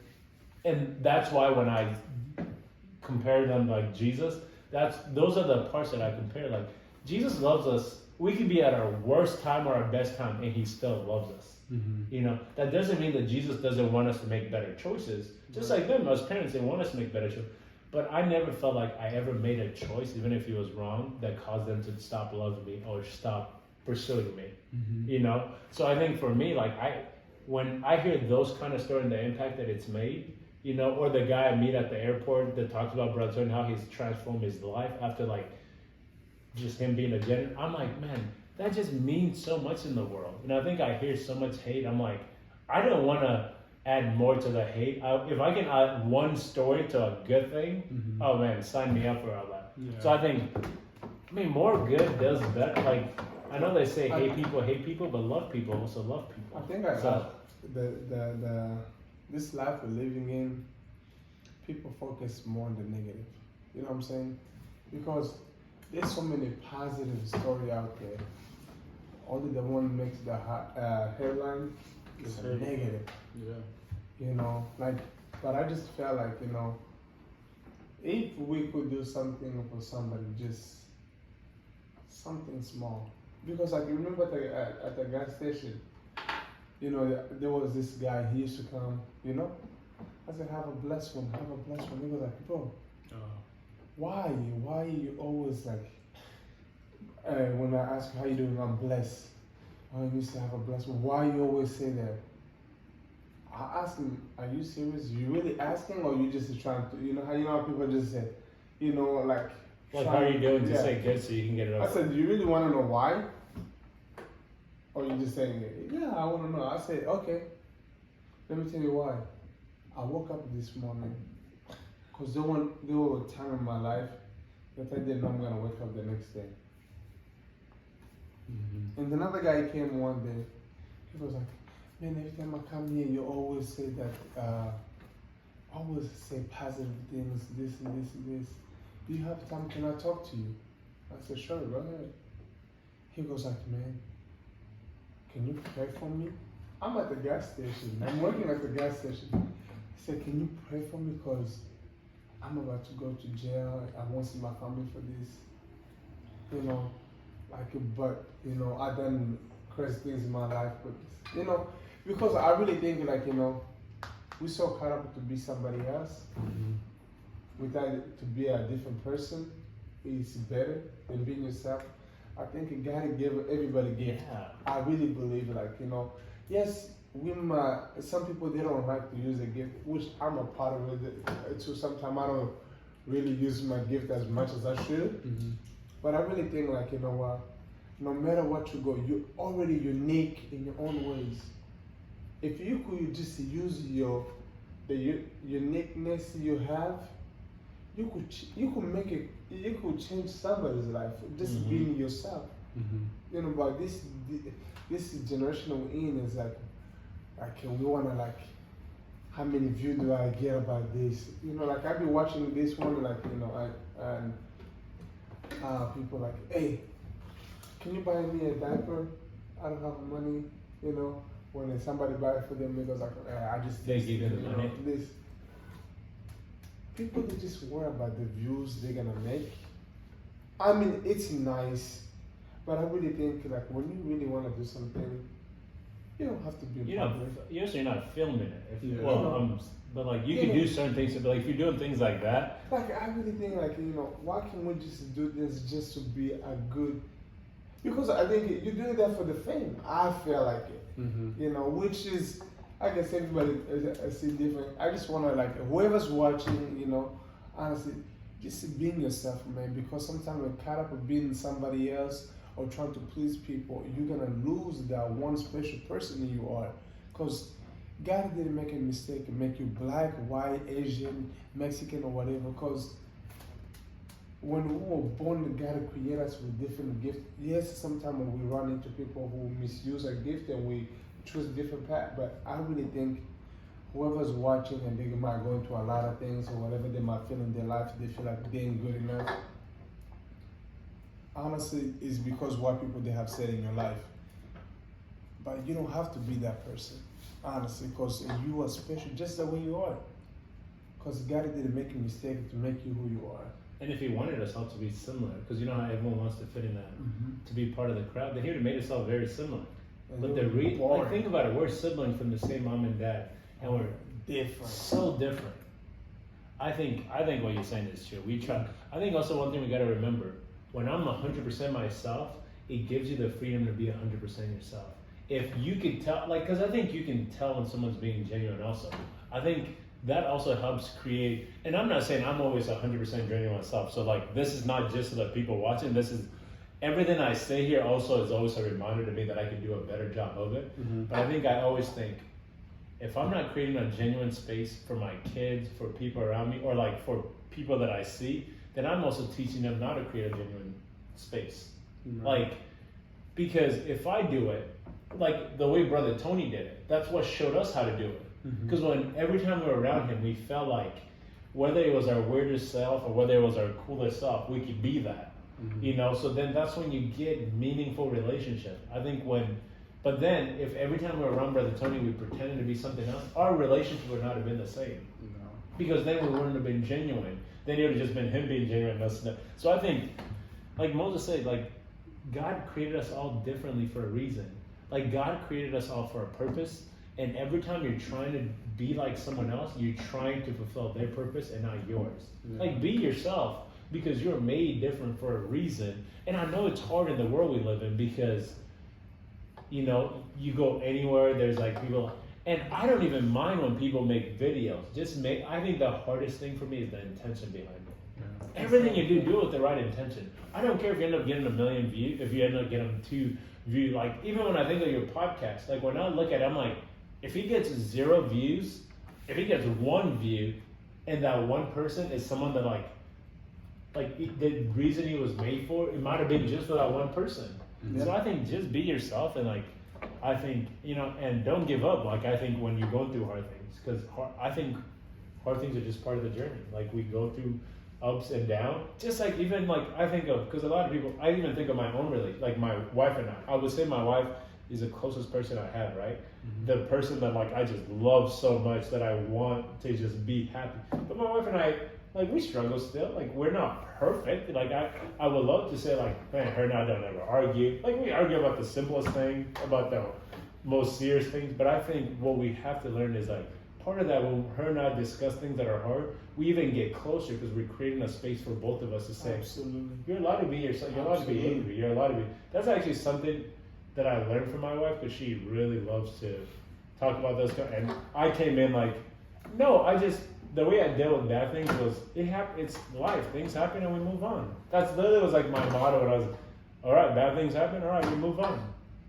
Oh, he doesn't want to be my friend? Well, there's a billion other people. I'll make another friend. Like, I just was so easy at cutting things, so I never really had, like, okay, Seth hurt me, like, let's sit and talk. Like, he might not have even meant to. So I think for me, like, I just, like, just be yourself. And when you go through the hardest thing, like, even if you're not a Christian, like, just keep fighting. Like, you're gonna eventually make it through, and things will be okay. And even if they're not, that's just part of the journey that we're taking. So I think this is my last thing. The thing that I respect the most about you, Moses, is like you're making it seem like during those times that you were super positive with these people, your life was going great. But it's actually probably when you were the lowest and wanted to commit suicide that you were still treating people with love. Even that statement that's saying, "Hey, I woke up this morning," even though you really probably didn't even want to wake up, because if it was really up to you. If you could find a way to cheat the system of not going to hell for committing suicide, you would already there. You would have done it, serious, right? man. No, For real. and that's again when I was doing the suicide one with you and Zay, man. I'm just like, man, this person that exhibited so much beauty and love for other people and just kindness, even though he is struggling and going through all these things, he still finds a way to give it. And to me, that blows my mind, right? And I think that's like what you're stating, like even if you're going, yes, everybody struggles, but does that mean that you can be a jerk or a mean person or rude to other people? That doesn't give you the right to be able to, just because you're hurting. Man, I'm sorry that you're hurting, but that doesn't give you the right to project it on other people, right? You know what But society tells us, oh, if hurt people, right? Like, oh, you hurt me, so I can hurt you back. No, that's the farthest thing from love, if you really truly think about it. And so for you, man, just so much respect and love for the fact that even though through your hardest moments, man, even to this day, people still tell me, man, your brother, the person you're talking about, man, I loved your brother so much. He just made me feel good and loved and things. I'm like, wait, but these are the moments where he felt the worst. I mean, I have a hard time with that too, because, I mean, for just myself, because I'm like, man, those were times where he was doing all these things to make me feel loved. Yeah. I think I think, God gave everyone different gifts. I think I have a hard time with like understanding, because I'm like, when I think of that, I'm like, I guess it's so even hard for me to, because every time I go back to those times, because I think when I was watching the podcast, I was like, okay, maybe let me go back and see if I can think of like, because I feel like I talked to him so much, we did all this thing. So in my head, I was like, let me go back and see if I can think of a moment where I'm like, okay, maybe he was like feeling this way and all these things. Like that gave me like a hint. Like, but for me to go all the way back and not feel like he ever, like I literally like, and maybe I'm just talking to myself, but I really think out of the whole family, I probably talked to Moses and spent the most time with him. For me to never feel like, I think for me to never even get a hint that like, and I knew, it's not like I thought, oh, Moses' life is smooth sailing. I never thought that. But such a big thing that like he was struggling with internally, like for me to never feel any part of that, like I think that is amazing, because I think sometimes it's easier to be nice when you're feeling good. Yeah. But like, And it's not like he's dealing with a bad, oh, I just lost my job, or Yeah. oh, my girlfriend just broke up. Like, you're thinking of, like, do I want to live? Mhm.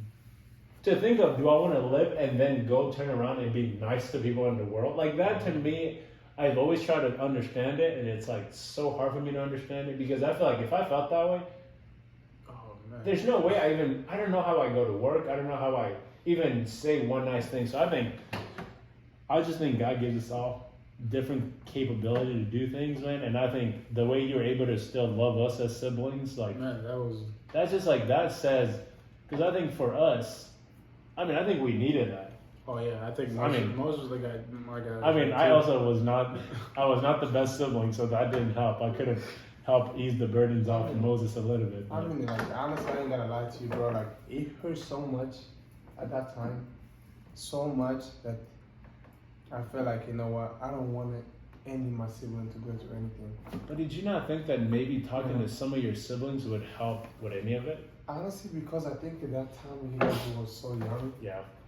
that it could affect you guys different ways too, you know what I'm saying? So I just felt like, you know, if I'm one of them who's facing this, and the 3 or 4 people, they don't have to go through this.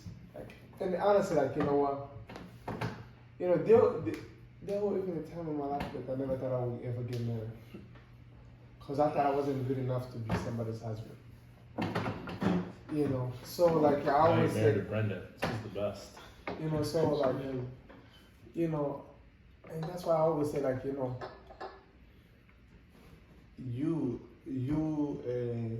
Zay, you know, there's a lot of things you guys did for me, you know, that it made me, you guys, because Seti was still too young at the time, man, you guys made me feel special, Let us stop breastfeeding.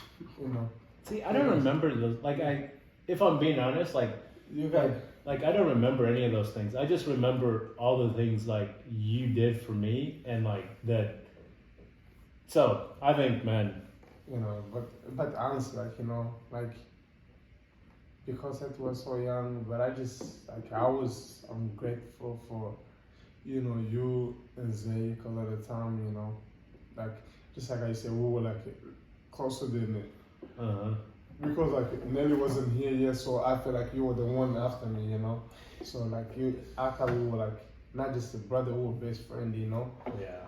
So there's a lot of things you have done in my life that even those days I used to go to my lowest, you know. You used to do something to bring me back to, man, to care for another day, you know. Other than like, you know, Brother Tony, Mama D and stuff, but you and Zay, you know, you guys were like, you guys, man, when I used to feel like that, like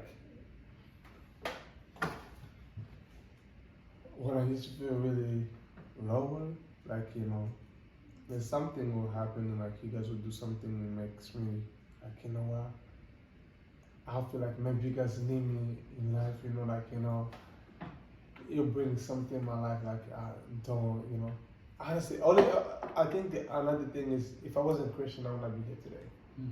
Because I really do believe here, you know.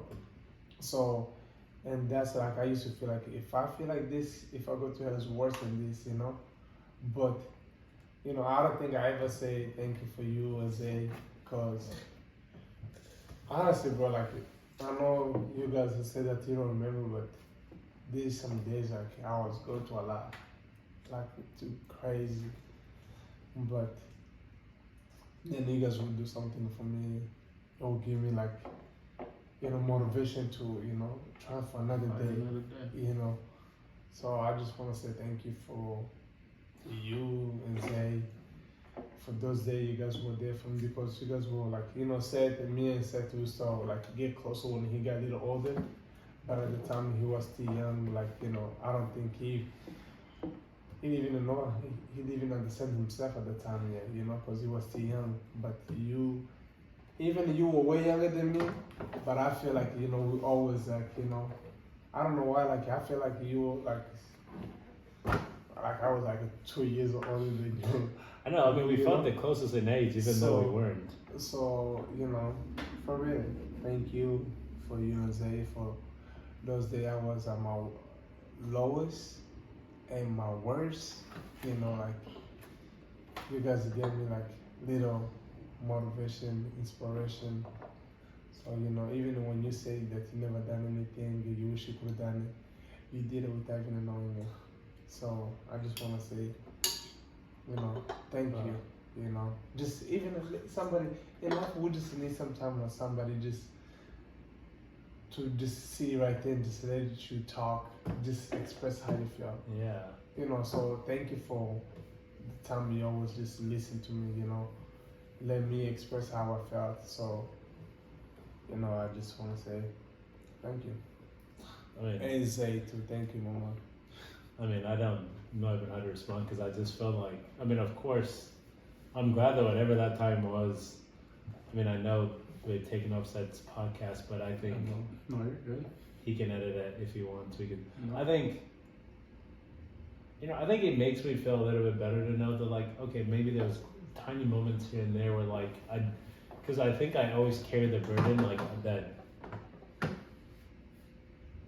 I don't know that I just never did anything. I felt like I can't imagine how my life would have went if you and I weren't so close. I even tell Jenny, it's like, I literally tell her all the time, like, Moses is the only person I feel like I would, like, never do anything to thank him enough. You know, like, if Moses asks for help and I help him, like, I always feel like, okay, like, at least I'm, like, contributing to, like, making him, like, something. I think I've just always felt like, man, you know, and like, yeah, like you said, like some of the siblings were younger, so like Seth and I also, like, we were close, but first of all, I wasn't that nice, so like it Yeah, but didn't you're help. like my favorite person. Which it's crazy because I wasn't, but I think most, like, I hope you know, I think I'm a lot the way I am too because of you, because I've always wanted to be just like you.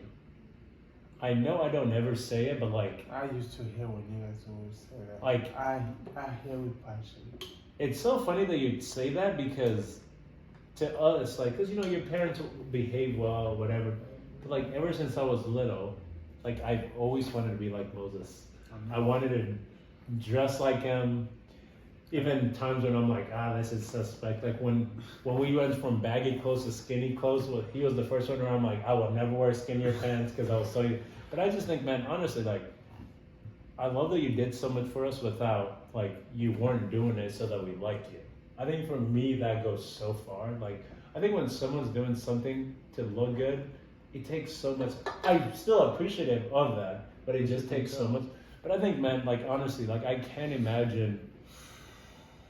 You know, I still remember the first time when you bought me the phone you bought me. Like, you know, I don't get it. Like, it just makes me so, because when you think about it, like, I was in 8th grade, I was about to graduate 8th grade, and like, everyone else had a phone. And it's like, I'm not gonna go to mom and say, can you buy me? She has 9 other kids, like, she's having to take care of, and like, but you never wanted, you know, I still have the computer you bought me right before I went to high school.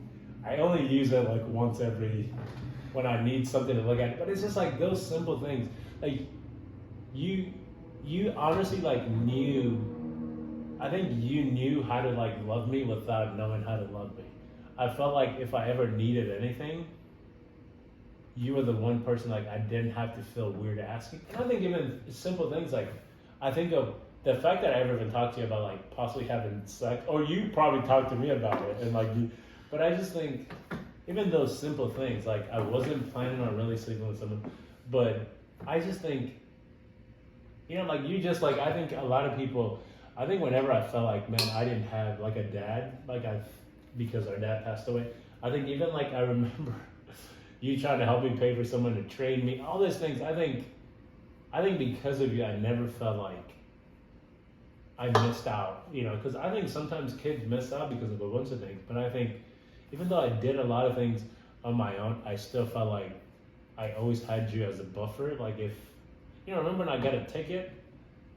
No one else knew about it. I was going to court for 2 months.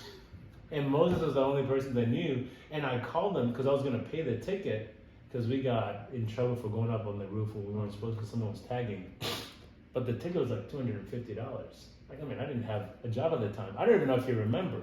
Oh, no, no. You see, like, I call him and I was like, hey, dude, like, I What got was a ticket. that? Huh? Was I here or North Dakota? I think you were here. I was just like, I just Grade. graduated high school. Oh. Or I was about to graduate. Yeah. You might have been in North Dakota. I don't know. But No, I 'cause called he you. left when I was in like a junior or senior for North Dakota. Oh, so then. So you were graduated by then. Oh, I went. Okay, so yeah, you were still here. I think you haven't gone. Wait, no, yeah, you were here. I was using your car. Remember, you were like, "Hey, take my car and go." Because remember, I came and I was like, "Hey, can I borrow $250?" And you're like, "For what?" It's like, "Hey, I got a ticket," and you're like, "Yes, I'll pay the ticket for you, but first, before you do that, go to court, because if you go to court, they might be able to tell you to do like community service." Because I don't think you've ever got that kind of ticket. So for you to even think of that, because I was just gonna pay for it and wash it. But you said that. I went to court and I didn't have to pay the fine, and it was never on my record because I just did community service for like 10 hours. So I think, or 20 hours, whatever it was. So I think whenever I had an issue, you were like the first person I asked or told, or like, then I would help talk. Which now, when I think of all those things, I always do feel bad because I'm like, man, I was just kept bringing on burden after burden. He was going through so much himself, and all that. He had to put so many fires on my own things. I think I always feel bad in that. Like, I almost wish I never asked you for so much help because, dude, you had so much of your own things that you were going through then. But honestly, like, I think those are the things that carry me through. You know, Mm-hmm. like to be able to make it through that, because like I just feel like, you know, He needed you. he needed, like my So family So then I needed him a lot. Then. you know, but at the same time, honestly, like in my life, I think I always, when I do something for somebody, or like even my sibling, like, man, it makes me feel good about myself, you know. Like sometimes I remember when I was in North Dakota and I would come over here, you guys have nice clothes and stuff like that. I'm like, hey, man, where you guys get all the money from? Buying all this nice clothes? You know, like, oh, you give it to us. I'm like, I did that, you know, like I'm wearing like, you know, crazy clothes. It's like, no wonder I'm broke. You know, but you know, honestly, like, you know, I think angels come in different ways, honestly, you know, and just like I just said, God always use anybody or anything, you know, Mm-hmm. to push in the right way. Honestly, you know, just I think grow up in the big family, you know, and that's why like I'm still here for real. Like It's a blessing. sometimes I just Glad you're here, like, man. when I see my kids, you know, like Yeah, right now you now have when I three see my beautiful kids. and I start reflecting back in the days I used to feel like, you know, I didn't want to leave. Like I'm like, man, if I didn't make it through it, I'll never see this moment. I know. I mean, and your wife's awesome. It's like, You know, so, but honestly, like, you know, like, we don't know how many people who's gonna see this, you know. Just what they say, God will never give you something that you cannot handle. It's true, you know, like, yeah, sometimes, man, the guy be listening to lately, like, really, like, Steve Harvey, like, you know, man, I love Steve Harvey. man, just the things like the other day, like, was it yesterday or the day before, you just like, man, if you fail so many times, or you feel that you're in the worst, it can't get no worse than that. It's gonna get just better, you know, like, honestly, and that's why, that day I was feeling really my worst, Mm-hmm.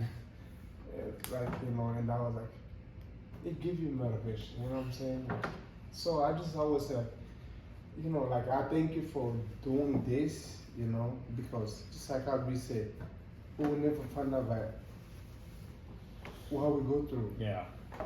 you know, because of we have, honestly said, you have no idea what you have been doing lately, like, you know, since you started your fact that you brought our family closer, and you made us learn about each other that we didn't know.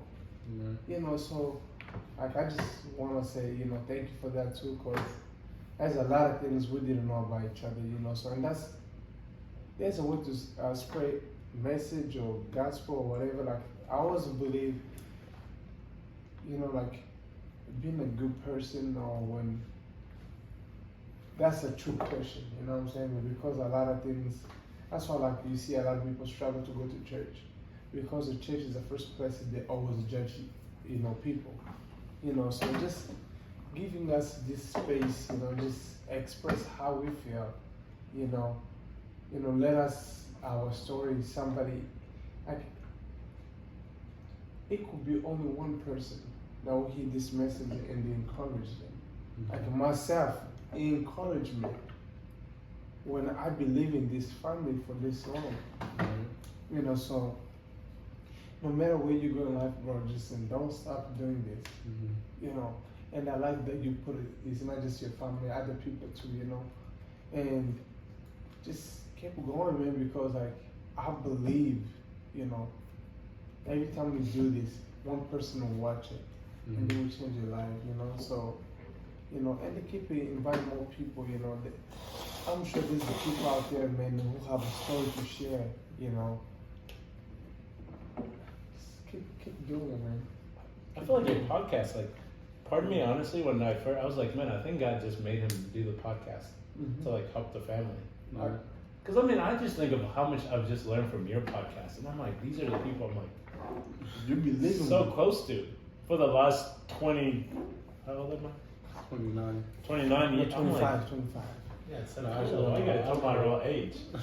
It's like just because I have gray beard and stuff like that. But yeah, man, I think the podcast, because when you first start, and I think the thing is, sometimes it's hard to get people to sit down and talk. But I think, man, honestly, if it's just for our family, just keep doing. I think not only from our own family, we learn things from other people that you put on the podcast. So just because some people that we've seen from like going to school and like one's a teacher, and like you're like, oh man, that's just like so unique that's like their story. I think if God had you this podcast just so we could diverse our mindset and learn from different people around the world, I think that's the thing I appreciate, like you having a barber on there. I'm like, this would be someone that personally in my life where I'm at right now, I most likely would never run into them because I don't even go to his barber. So I think it's cool that you do it with so many people, and I think it's so much easier for everyone to do things that, let me just find what people like. But I think when you tell genuine stories or people that you get to know, I think that actually makes a bigger impact. And even if it just makes impact in our family and we grow and we learn from different people, that's good enough than, honestly, a lot of, like, all the money in the world that you can give us, because I think, storytelling is like one of the most important things.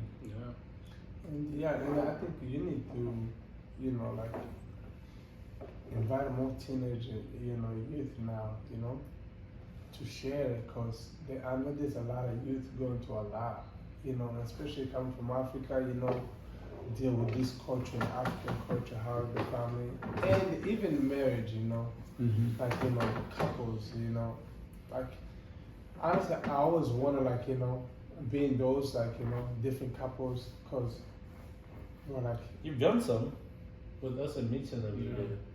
You need to do one where someone's sitting and interviewing you. I told you that a long time ago. I thought you said you were going to do one.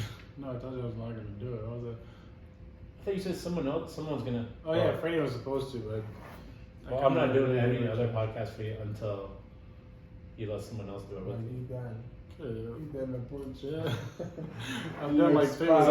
He's like, it's okay because I was never going to. This was my last. This was the last one for you, last episode for you. No, because I think there's some questions that people should also get to know about you. Yeah, people ask me. I think you should. I'm not gonna just say just like this conversation. No, like we don't talk about it. Next time you and I sit down on a podcast, I will ask you the questions, even if you have your own questions. I'm gonna say, all right, we'll trade questions. You ask me a question, I answer, and I ask you a question, and you answer. I think you guys should do that. I just think, I think they get to hear bits and stories of you also. Like my first question, why made you start this? My second question, how is it coming from a big family and you hear all these stories of things you go to that you don't 100% remember but remember a glimpse? Like, there's just so many questions that, like, people get it here. We're at least like 2.5 hours. Oh, you're going to have to break these into 2 sessions. Yeah. There's no way you're going to... Well, the one with John was like 2.5 hours. And so I just... That's what I know. Like, no, I'm just... No, again, so like, what you got to say, my job, my thing with this podcast, like, B, I already told, like, to answer your question, why did I start it? I came to you when I told you about the podcast. I believe that it's something that God put on my heart with the first season, and so that's why I've never really been, what do you call it?